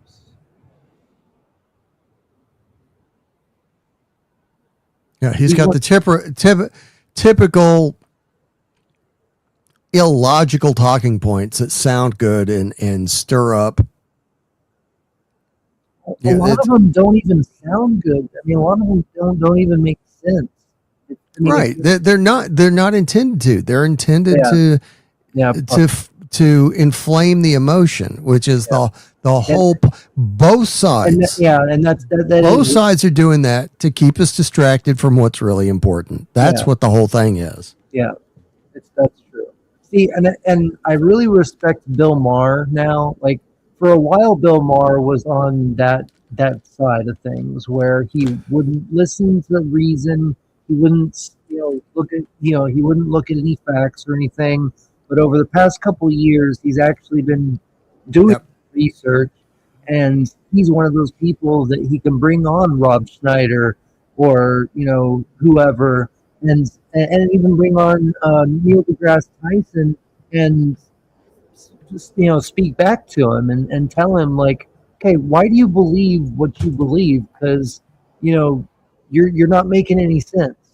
Like even though you're Carl Sagan's. Bill Maher has switched from the person who you should never pay attention to because they're just a team player. Yeah. To the very person you should listen to. Exactly. Because the people you should listen to are the ones who can criticize their team and find good things to say about the other team. Exactly. That they're not so much a team player and that's that they're blind for both sides to the reality. And exactly, both sides. Yeah. Yeah, and that's why I respect Bill Maher so much now, is because he finally found that. I think that for a while he just didn't do any research. He had a team of people. That's so true of the bulk of the celebrities out there, the talent out there. They fall into one of two camps. Yeah, they're either. I think he got. They don't do their research, whether that's inability to do it or lack of interest in doing it. I think it was, and I'll leave the motivations out of it, or they're the ones that know I've got to stick to this party line, or like James Woods and John Schneider and Rob Schneider. Yeah. My career's over. Yeah, but what John Voight. Yeah. What I think ended up happening is that Bill Maher kept getting owned on his own show so many times that he was finally like, maybe there is something to this. Maybe I need to actually start doing some of my own research instead of just reading cue cards. We've been talking about this. We completely blew through this sequence. This sequence, and then the film Gremlins are the two PG films that led to the outrage that eventually led to the creation. Those two films, this one particular sequence we've just seen, plus all the violence in Gremlins, caused the outrage that led to the creation of the PG-13 rating. That's why I brought it up in my intro. Of the stream. Yeah, I remember. I just realized we just talked over it. I know. Yeah, but for people that are rewatching this, they're getting good conversation. Yeah. And if they're not able to watch the movie with us, they can at least hear some good conversation. Now, this is crazy. I thought ZZ Top was much better after they grew the beards.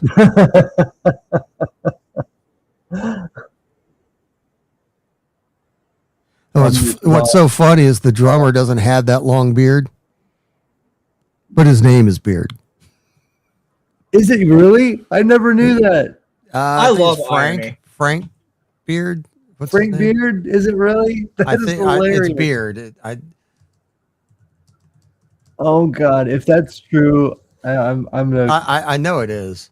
Oh God! I just can't remember his first name for sure. Frank Beard. That is so funny. I love, and he has a beard. It's just not the big long one that Billy and Dusty, Rest in peace, Dusty. Yeah, yeah, that's true. I remember they were both on King of the Hill, and then also, I mean, ZZ Top. I was brought up with ZZ Top. Oh yeah. But in Bill and Ted's Bogus Journey, when Ted comes back. I know it was Bill. He has that ZZ Top beard. Yeah.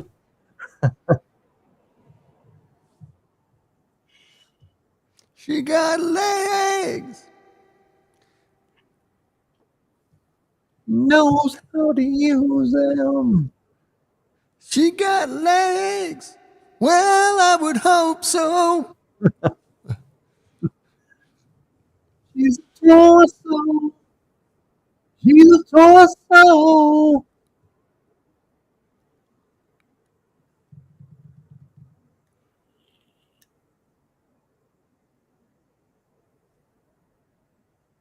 Omnishiba. Man, this ultimate chroma key is not holding up in some of these shots. That's some do look a little off. But then again, I was a kid when it looked great projected at the time, but I literally haven't watched this movie in God. It had to be like 23 years. Jeez. That's how long it's been since I've seen this particular movie. I've always watched Raiders, then I skipped this because as a kid I watched this one so many times that I had it like memorized. So except for the opening title card that read Shanghai 1935. I'm just rubbing it in, man. Yeah. But yeah, this is a classic movie. The entire trilogy. I really hate it when some strange guy grabs my stones. Especially when you have 3 of them. Wait, you don't? Not anymore.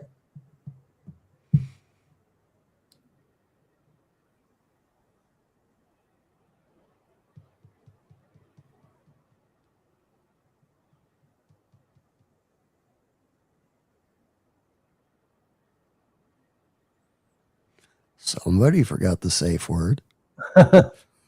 It's Skeletor. Hey, I watched that Skeletor over Jared Leto. I know. I was just about to say, it reminded me of Jared Leto, and I was like, oh, I don't want to be reminded of Jared Leto. It sucks that now every time I think of Skeletor, I'm going to be thinking about Jared Leto. I need to focus on Frank Langella.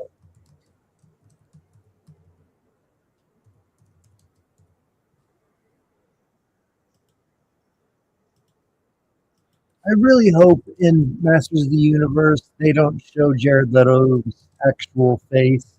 Like, I really hope the entire time he just has a skull for a face and he's just voice acting. If they do the thing that they did in the cartoon where he starts out as whatever his name is, but like as a humanoid, like a blue humanoid looking guy, and then he gets turned into like the Skeletor looking Skeletor, I'm gonna be kind of pissed. I don't want to see Jared Leto as who is putting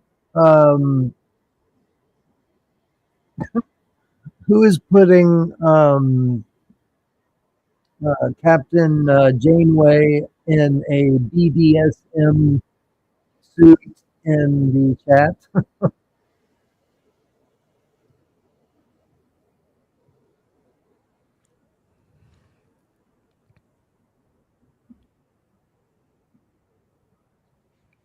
And who's in no more episodes?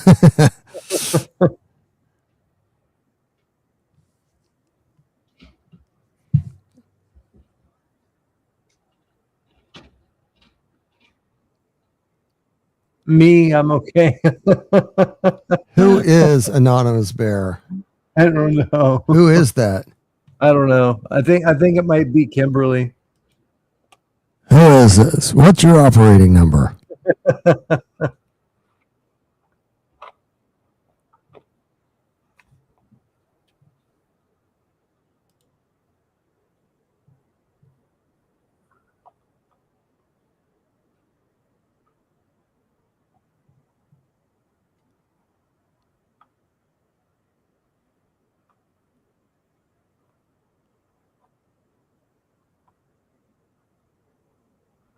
Oh, weird. I had forgotten that plot point that there were 5 originally.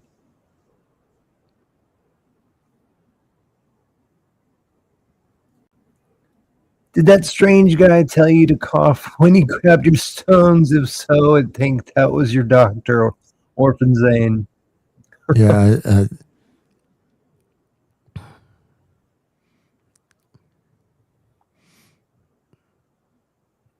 It was a sideways reference to What's Up, Doc?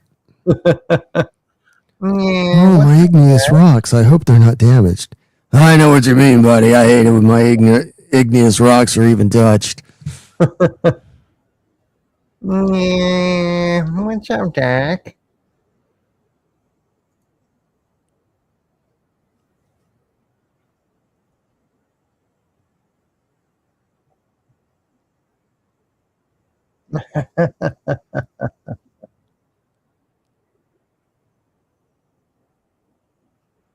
They have good teeth hygiene for being yeah, I was gonna say even at below Pancap Palace, you can still get your teeth capped. Yeah.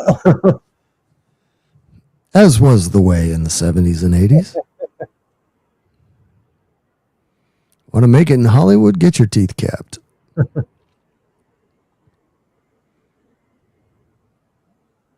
No, don't drink it. Relax, dude. It's just Kool-Aid. Don't drink, it's bad.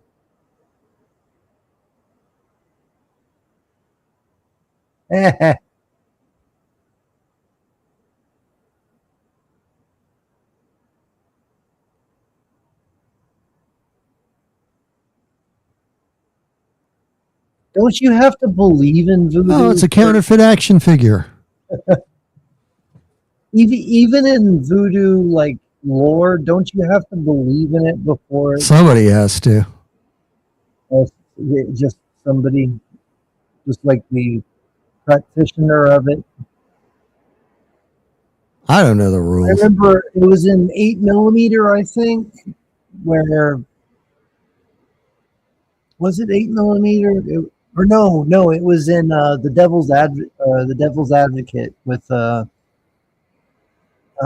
Keanu Reeves and Charlize Theron and Scarface. Why can't I think of his name? Al Pacino. Yeah.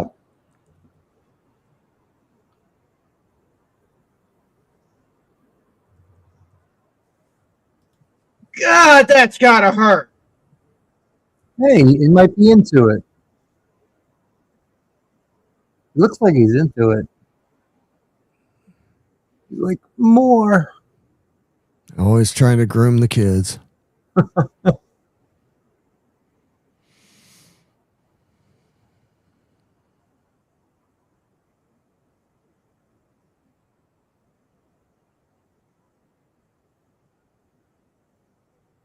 Oh, I never knew that plot. I never remembered that plot. Man, I really watched this when I was too young. I had forgotten he distinguished between the Hebrew God and the Christian God. Yeah. Interesting. The Hebrew and Christian gods are the same thing. Yeah. And not everybody agrees. Nope. Well, yeah. Well, it's just like how the Muslims consider their God. They consider Allah to be the same as the Hebrew and Christian God. Yeah. But they believe that Jesus the God was of a prophet. Islam, the God of Islam is a unjust, unforgiving, unloving judge. Yeah. There's a lot of personality difference between Yahweh in the Old Testament and the Father Christ spoke about. But we'll save that for another time. Yeah. Well, I do want to say this. Well, it's the same God. It's just his wrath was satiated, and that's why he sent his son down. He was wrathful because we were. Well, let's save this for another time. Okay. Yeah. Right. Yeah, this isn't the place. This is not the time to get into this. Okay.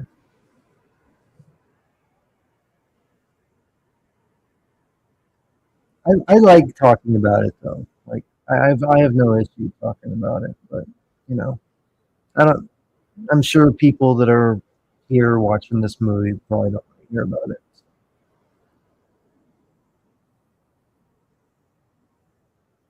Just like with politics, I don't think there's ever a bad time to talk about anything.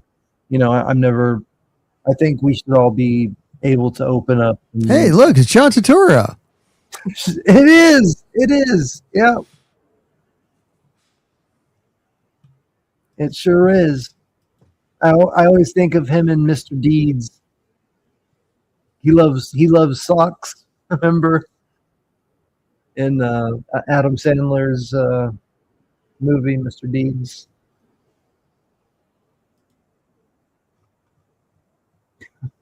You're just trying to change the subject.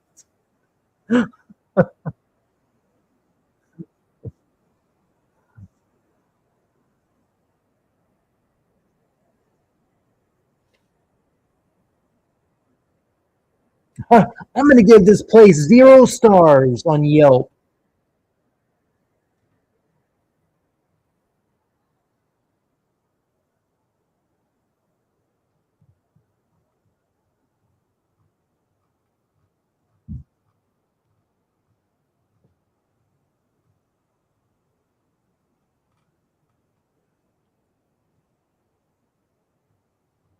Kalima Shakti De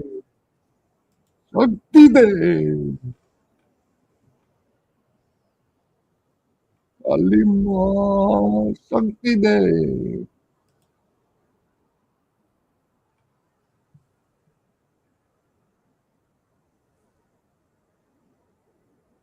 Kalima.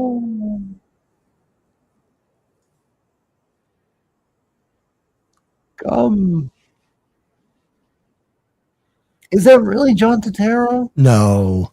Okay. You really had me. I was thinking. I was like, is that? It's not. Kind of liked him. It looked kind of like him, but you know what this reminds me of? This reminds me of a Gwar concert. A Gwar concert. You know what this reminds me of? The Hebrew Jesus, the Hebrew God. No, I'm kidding.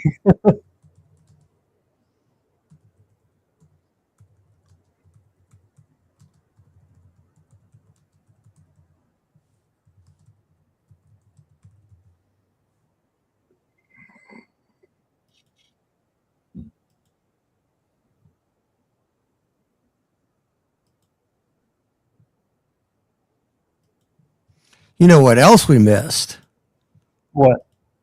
I'm putting in the private chat. Okay. I'm waiting. In that opening sequence, I forgot to point this out. No way. Look it up. It's real, man. No way. Husband is in the same scene, I think. Oh no, he's at the airport. Y'all really want to stick around till the end of this movie because we got something crazy to show y'all. when it comes to Wow. behind the scenes stuff. Oh my God! Yeah, That's wild. I did are not know gonna that. have your minds blown at the end of this movie. We were too busy cracking jokes, and I forgot to point it out. That is insanity. I had no. I'm gonna have to rewind it for that too. You don't know what we're talking about, Anonymous Bear.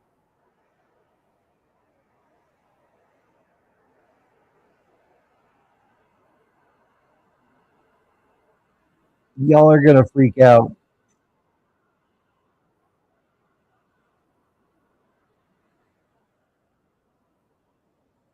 Go get him, short round. Yep. Or Data, whichever one. Short round Data. Use Data in the Goonies. Have you seen it in the Goonies at least? I've seen clips. Okay. At least you've seen parts of it.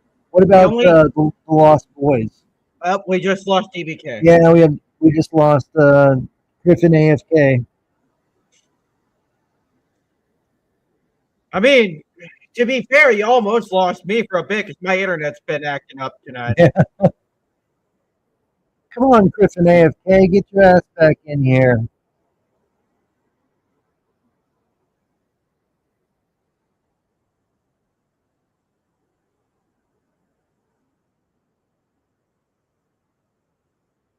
Pick up Dr. Jones. Pick up.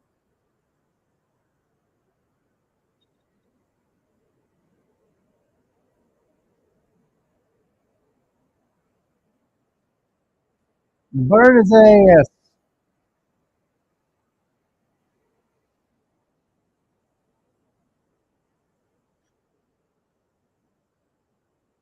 Indy, I love you. I'm gonna burn you.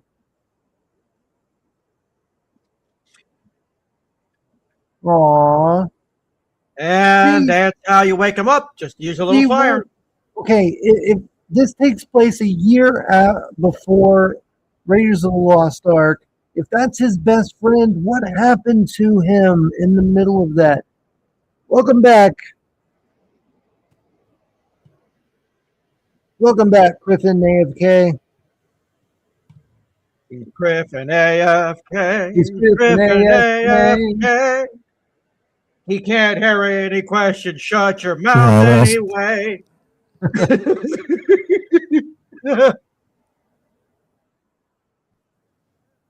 So canonically, what happened? What happened? Oh, you're roboting.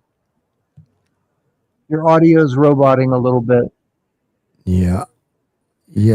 I'm on a okay. You're better now. Connection. Okay, it's better now. No, but you're roboting again. But all right. I want to know if this happens a year before Raiders of the Lost Ark, and Short Round is Indiana Jones's best friend. What is Short Round in Raiders of the Lost Ark? I mean, I know behind the scenes it's because they didn't realize they were going to be making a prequel. It's kind of a rhetorical question, but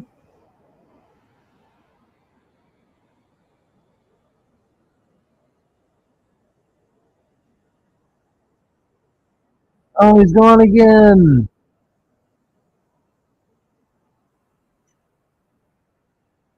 Oh, that's gotta hurt. That has got to hurt, man. Well, he's dead.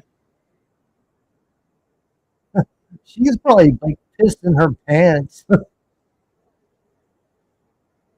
I think she's unconscious. She probably fainted again.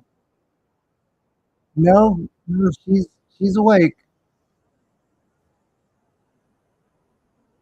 Or I think she is anyway. Oh no, you're right. She did. Her head is limp. Unlike no, never mind. Yeah. I'm just kidding, everybody.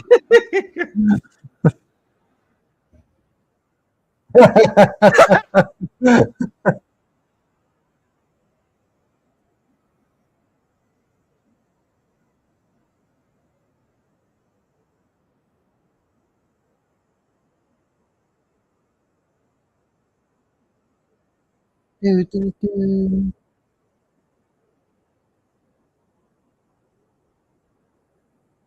There he is. Best friends forever.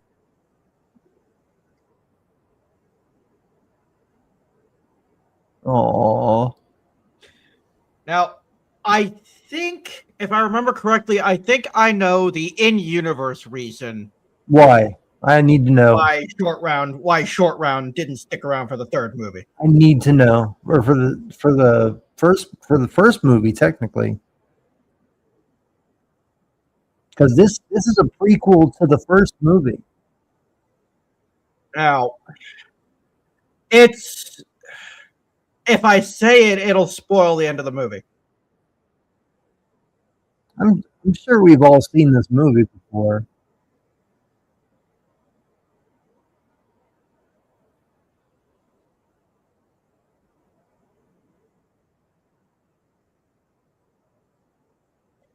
I like how. You ever watch Codename Kids Next Door? I watched what? Codename Kids Next Door. It was a TV show. No, I never watched it, but I know about it. I've seen. This movie, there are scenes in this movie that were directly referenced in episodes of that show. Oh, okay. Yeah, Anonymous Bear is Kimberly. Gotta love it. But Kimberly, you're not commenting on the YouTube. You gotta help me out and comment on YouTube so that it could be one of those things where they might not be able to do both at the same time. Kimberly, never mind. Don't worry about commenting on YouTube. This channel is going bye anyway. So I'm going to be working on. We only have 3 people watching on the YouTube side, so yeah. See, that's why I need to work on getting a new channel built up because it. Hey, what's up, Griffin DBK? Are you back? No. It'll be hard to get a new channel up and running because you already have this one monetized. I know, but I've ruined this channel.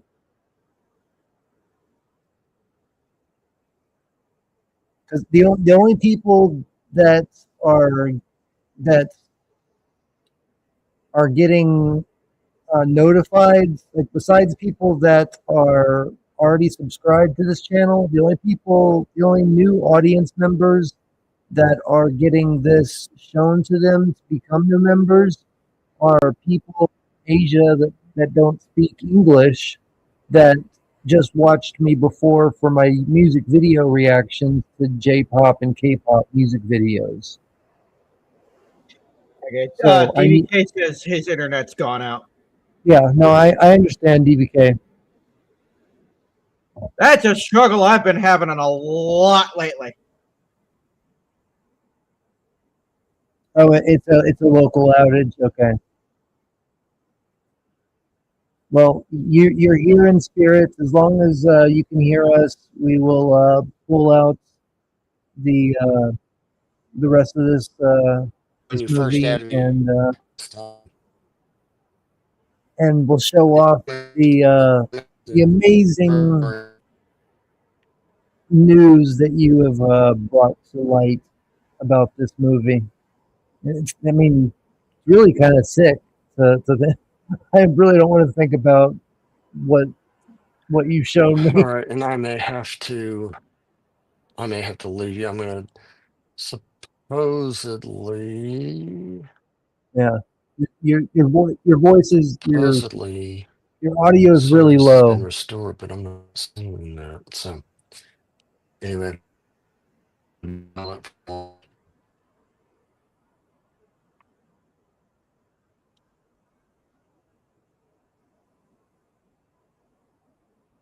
And he's gone again.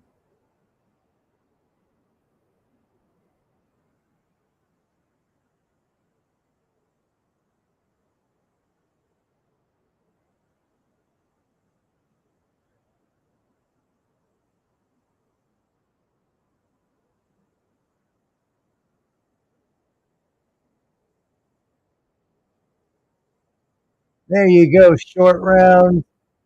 Kick his ass, Indy. Oh, that is not good for the gut.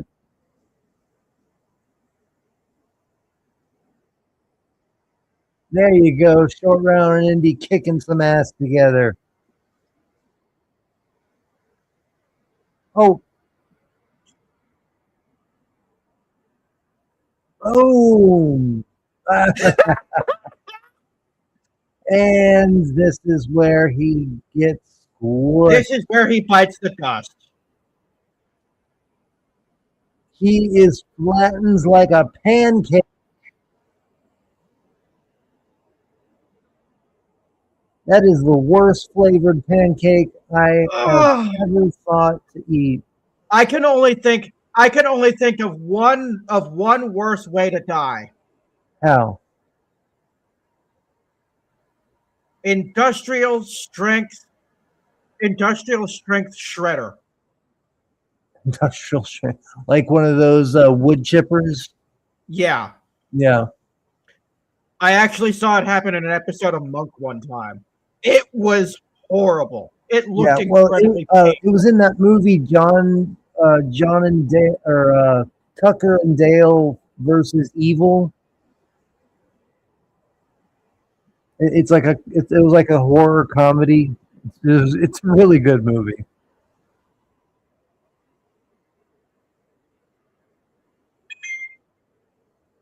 Hey, why did that kid turn back into a good person? I missed that part. Fire. Oh, fire. Oh, just like he. Okay, that makes sense. Fire always does it. The holy fire. Yep.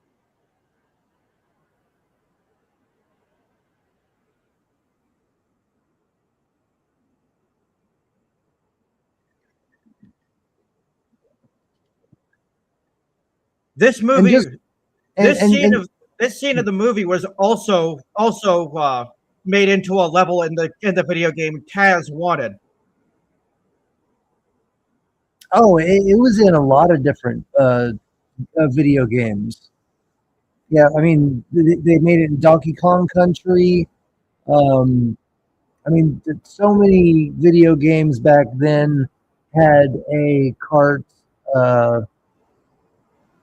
section, if you will.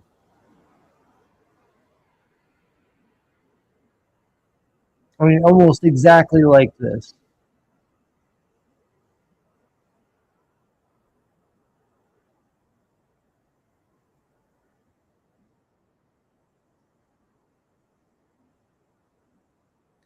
You missed it, left tunnel.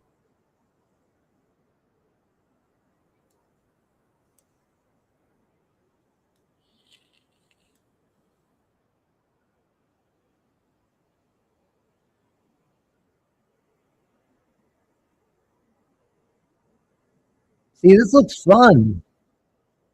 That'd be a hell of a roller coaster. Yeah.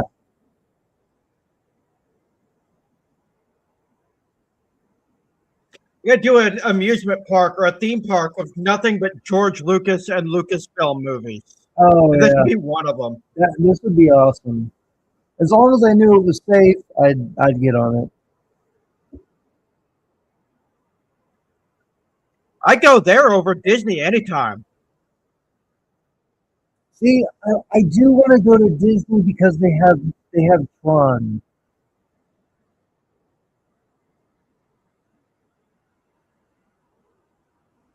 Oh, and then Resident Evil 4 had a cart section.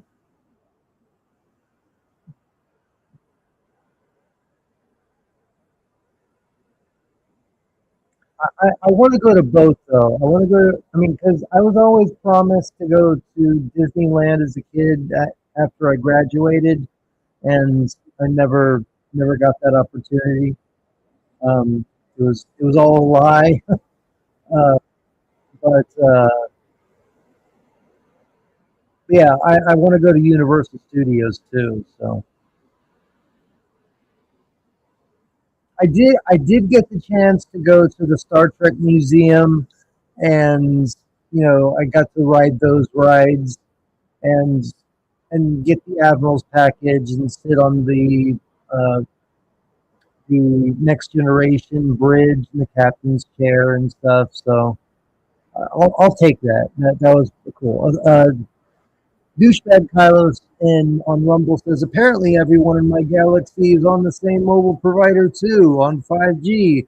I'm suddenly getting negative 4 megabits. Sorry, but I can't maintain a connection when I'm fighting this many people for data.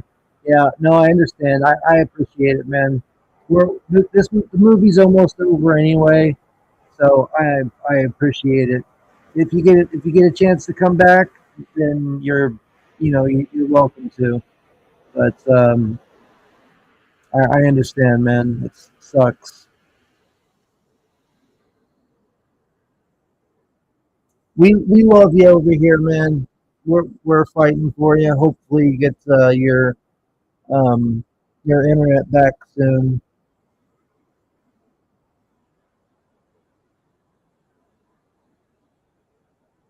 But now we can officially call you Kristen AFK or douchebag AFK. Or I guess not, because BBK is douchebag Kylo, so it would just be AFK.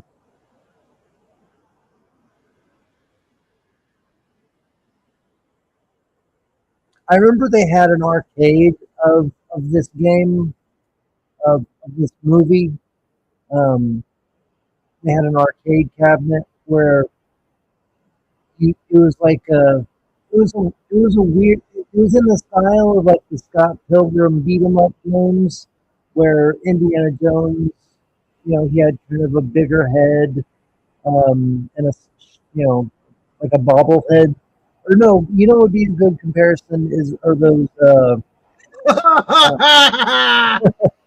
What are those? That those was things, badass. those things that people collect, those small miniature figures. Small miniature figures. Yeah, they come in I those, could think. the white boxes. I can think of hundreds of different types of small miniature Like figures. they have every character there is. What are those big? That's gonna piss me off. What are those figures called? They're very popular.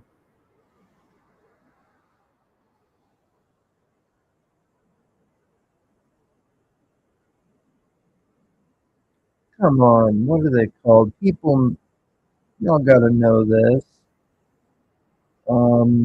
Now, this in real life would never work. Never.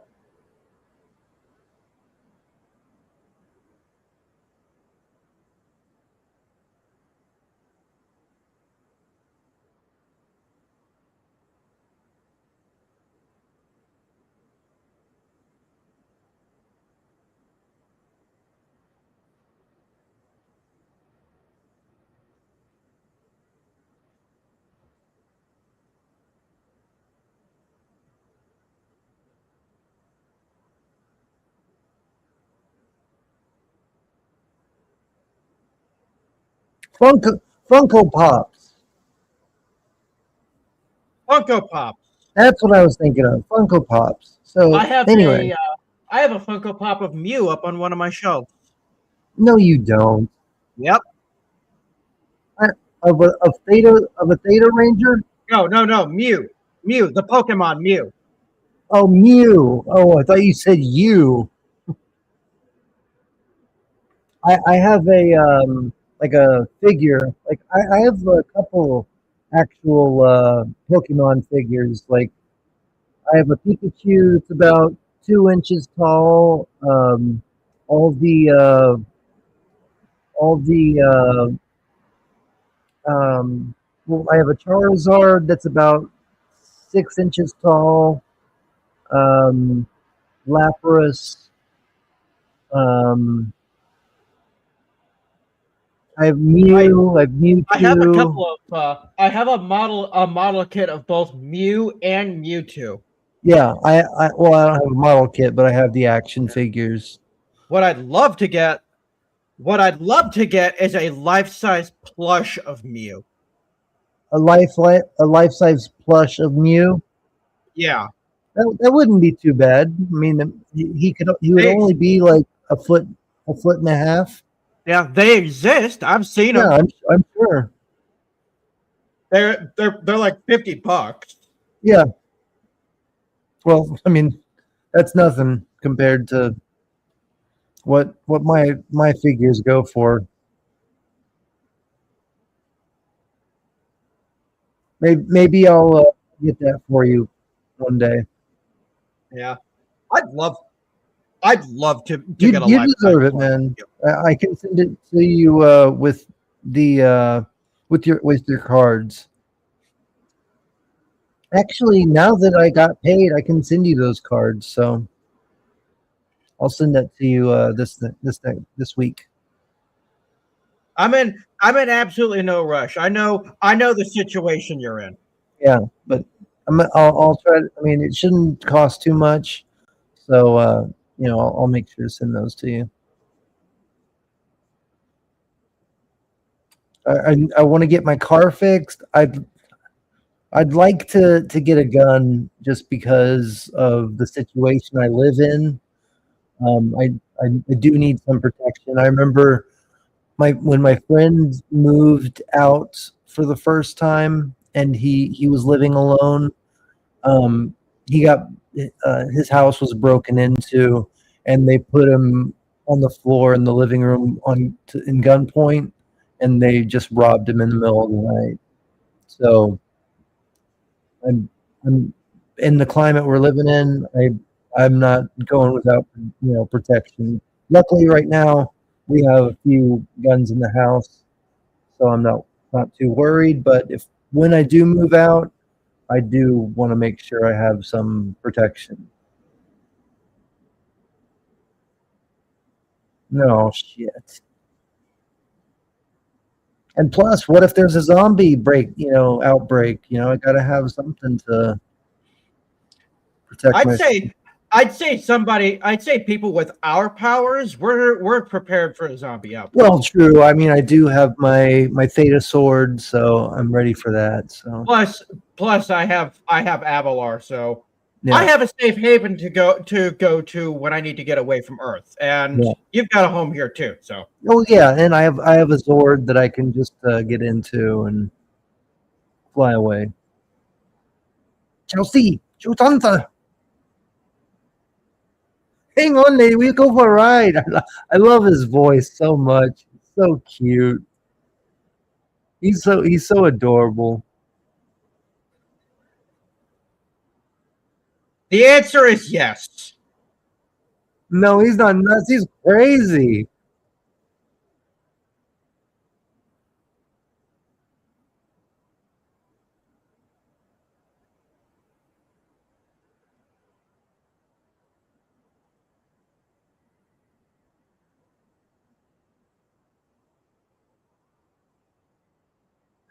Bye. Yikes. Say hi to the gators. Yep.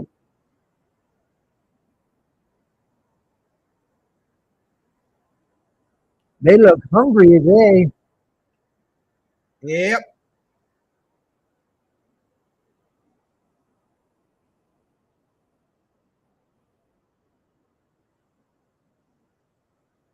Oh, sorry. Sorry, not sorry. Ooh, nice cleavage.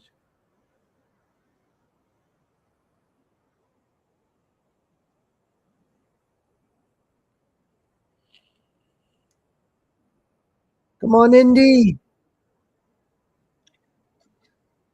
This is where Indy gives up 2 of the stones to kill him. Indy, cover your heart. Cover your heart.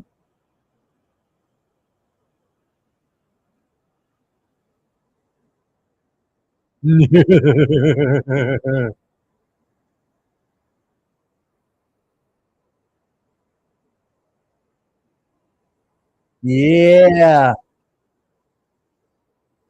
Overpower him and punch him.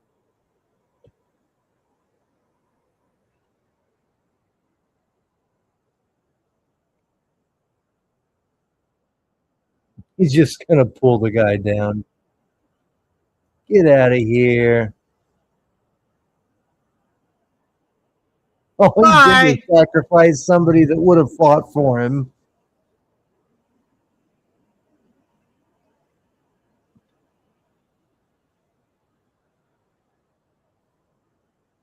If I would have been on the other side and saw him do that to somebody that would have fought for him, I would have been like, okay, he would have done that to me.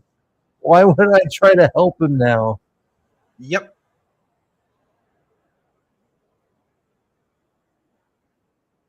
But then again, that's logic. That's not movie logic. In the zombie apocalypse, you just need to be able to outrun the slowest person. Exactly. I think isn't that rule number 2 or something like that in Zombieland, or rule number 4? I think maybe 22. What is rule number in Zombieland? Zombie land rules.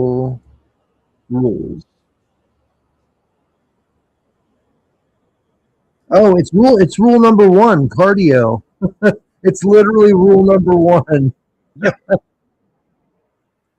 Yeah. Bye. Yeah, douchebag Kyle, you are exactly correct. That is rule number 1 in Zombieland. That's It's also cardio. rule number 1. That's You also need to rule be number able to 1 for outrun dealing with the slowest bears. person. It's also rule number 1 for technically, dealing you with need to bears. be able to outrun the You need to outrun. You need to be the able to most outrun the average person person, behind. because there's going to be, if you're the second slowest, you're still going to be eaten because there's going to be a lot of zombies. You need to be able to make sure that all the zombies are satiated.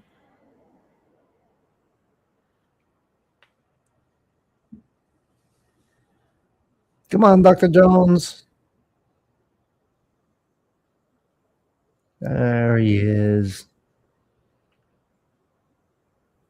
There he is.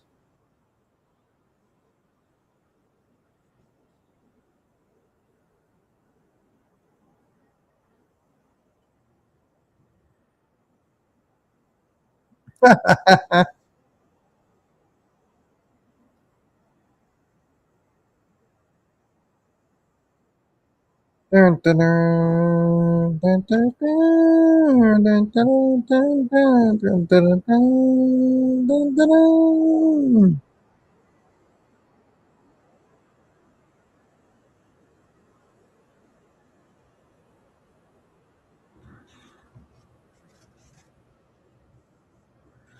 I'm keeping that up for extra time, just so people know that when the zombie apocalypse does hit, you just need to be able to outrun the slowest person.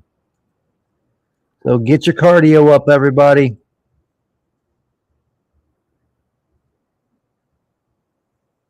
Well, there's one stone for you. All the children are coming back. Yay!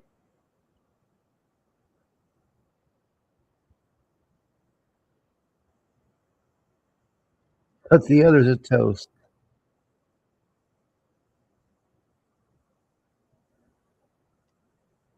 I love a happy reunion.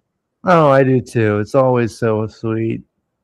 Especially when there's so many kids being reunited with their families.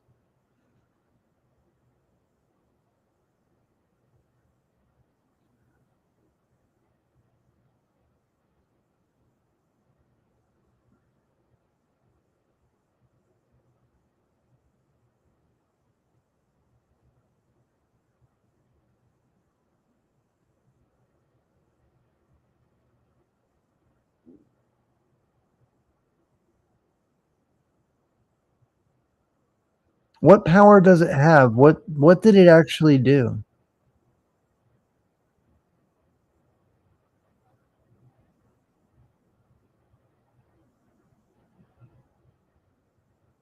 Oh, and so that's why he get and I get it. I get it. He got the Ark of the Covenant after this. Yep. Oh, and they bring up Delhi in the first movie. That's why they're bringing it up here. Is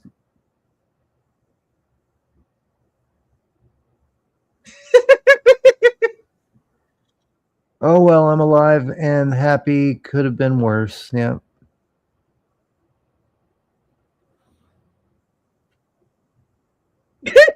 Elephant.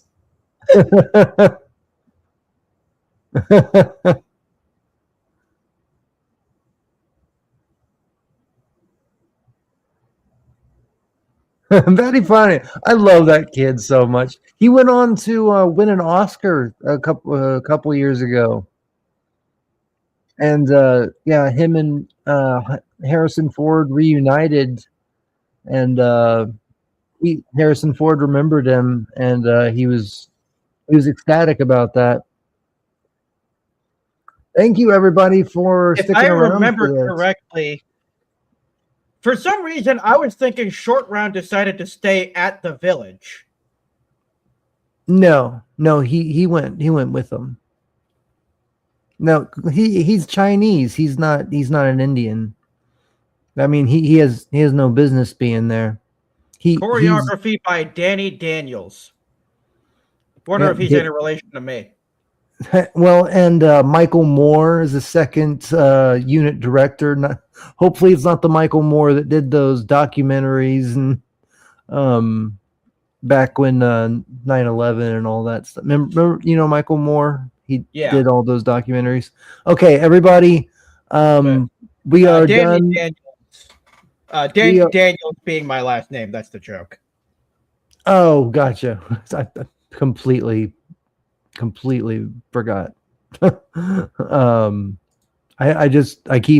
know your name is Jeff, but I always thought that Jeff Daniels was a play on the actor. No, that's literally my legal name. That's crazy. We get as soon as we're off the air, I'll tell you my middle name. Okay, all right. Well, I'm going to close Cosme now that we are done with the movie, and I'm going to share this with you. This is courtesy of DBK.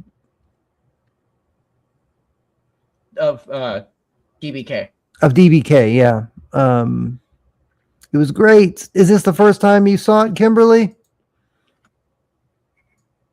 All right, I'm going to share this with everybody.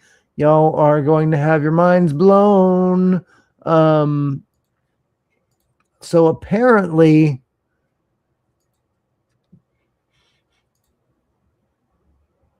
Kathleen Kennedy former president of Lucasfilm, was a dancer in the Indiana Jones and the Temple of Doom first scene. So she's in the very beginning when they're doing the dance scene and the singing number with Kate Capshaw. Kathleen Kennedy is actually in this scene. Isn't that insanity? That is wild. I'm sickened, but I am also like, my God.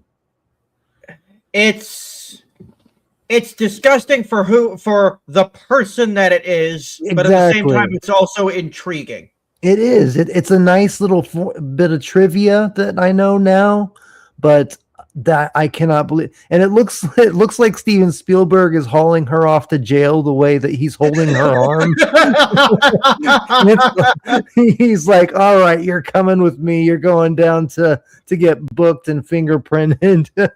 Yeah, especially for her crimes against cinema. Yeah, he's like, I know what you're gonna do in the future. We're gonna go ahead and just arrest you right now. This is a Minority Report. Time cops. Time cop, cop your heart out. That's hilarious, DBK. Thank you so much for sharing that with us. That's great. But yeah, thank you so much, everybody, for being here. I'm gonna share that. I'm gonna share that with Richard Spake as well.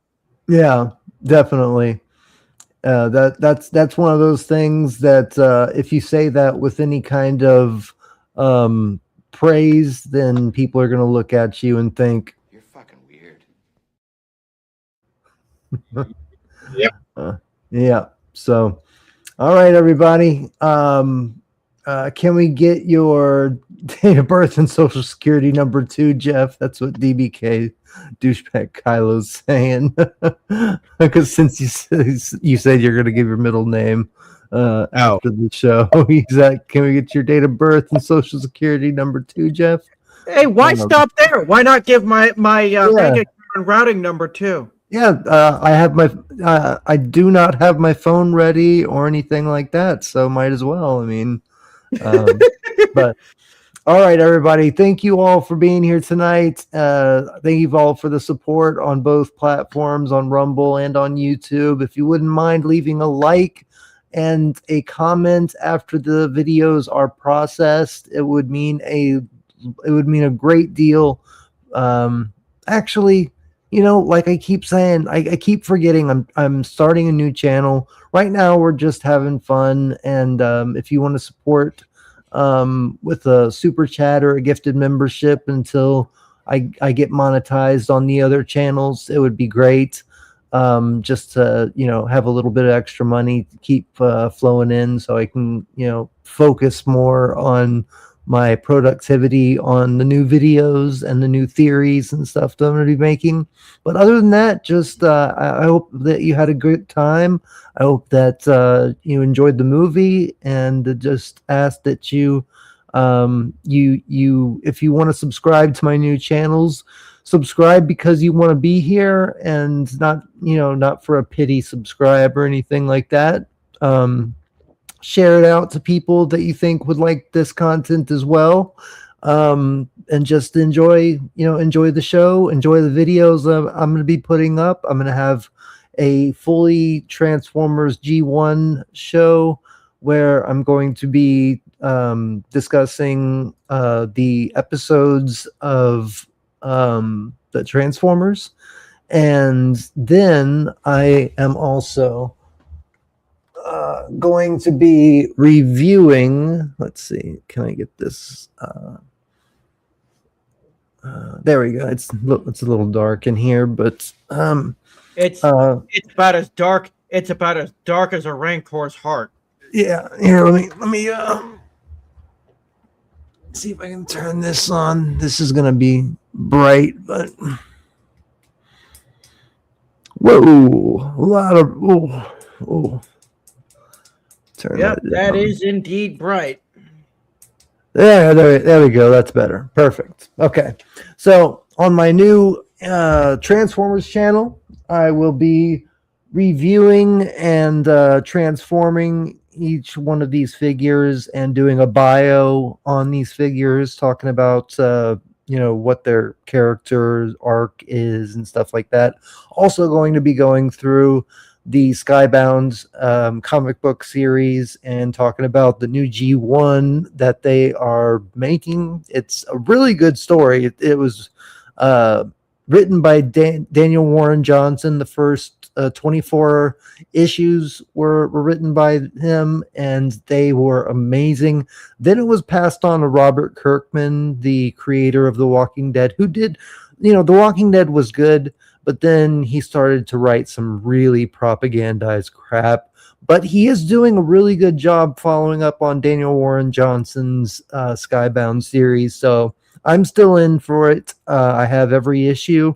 I'm going to be doing breakdowns of those issues on the Transformers channel. But then I'm going to, on Grid Signal Theta, I can see clearly now the rain is... No, I'm just kidding.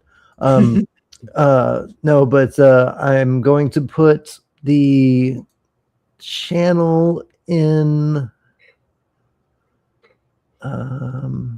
here. You know what? I'm just gonna see if it comes up.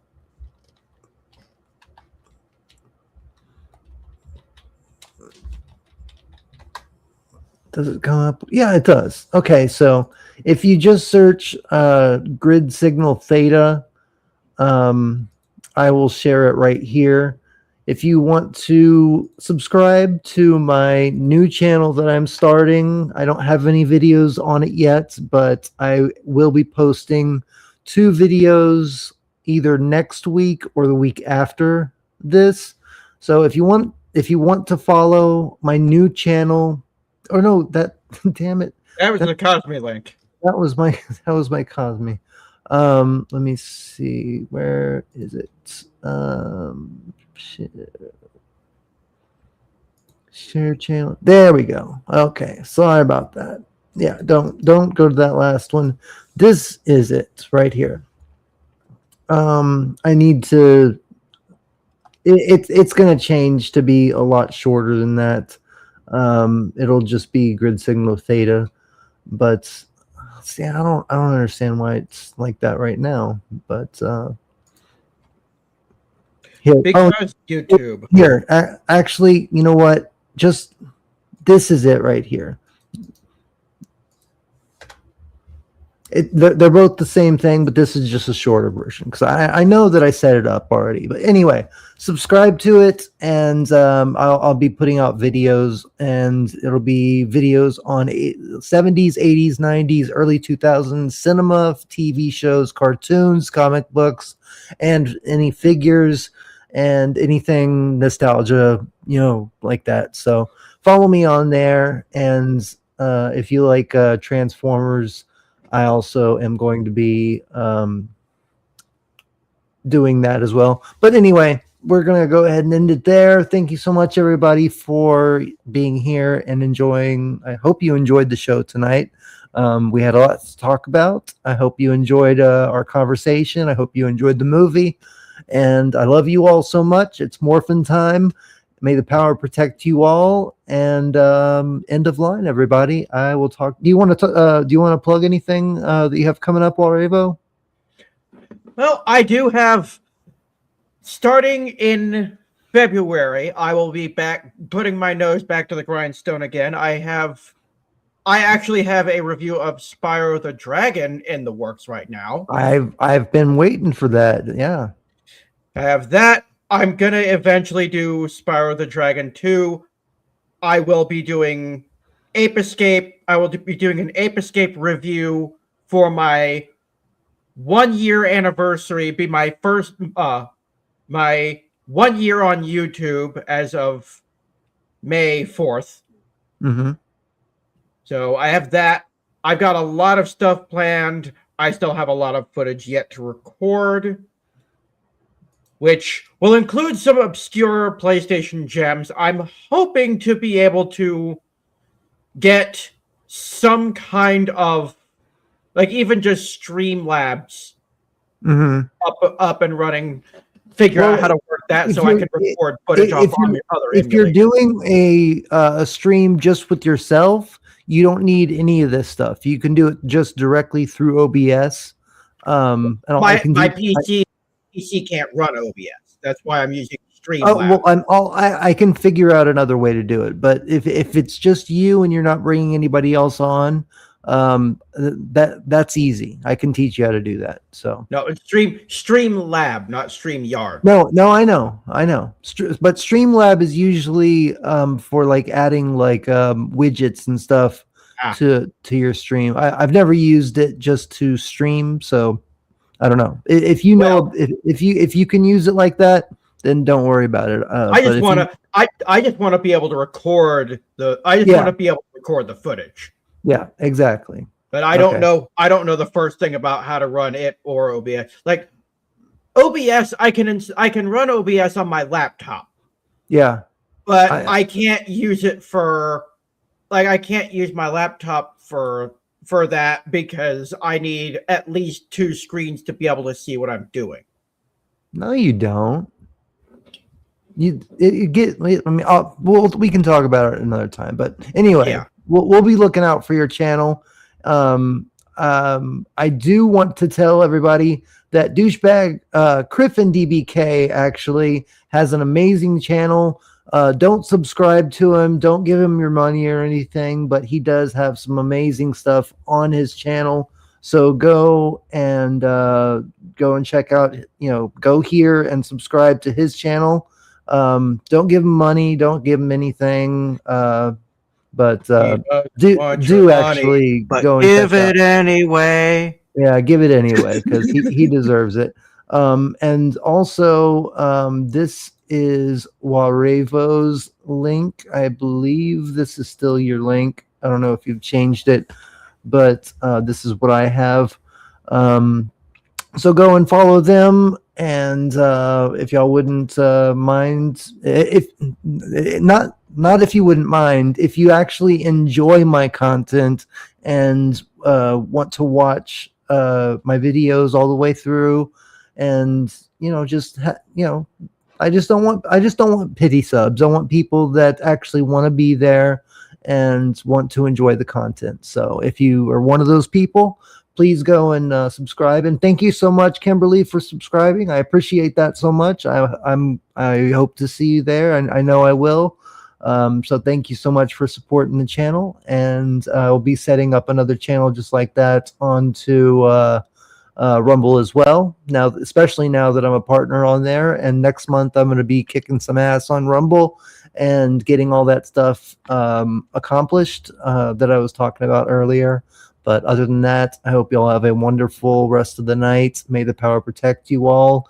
End of line. I will talk to you all soon.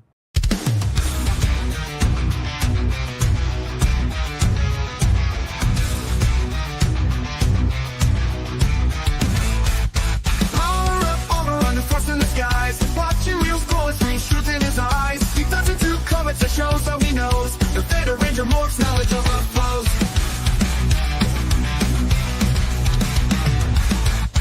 Gadgets gizmos are crystal from the net, analyzing every clue, never breaks the sweat. From animated sci-fi treasures to explore, with Theta stored by his side, he's ready for more. Theta thunder, power strong, brains and wrong, can't go wrong. If you warrior fights the fight, the Theta Ranger lights the night.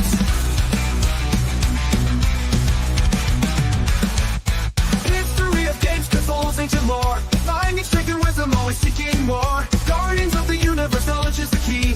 Theta Ranger morphs us all to keep us all free. Virtual worlds, pixel dreams, and theory streams, decoding complex thoughts and reveling schemes. Comic panels, pages, web of untold tales, with wisdom and power never ever fails. Geeky heart, heroes might, battles fought with brain and light. Theta Ranger, Alpha Prime, in his world chaos and design.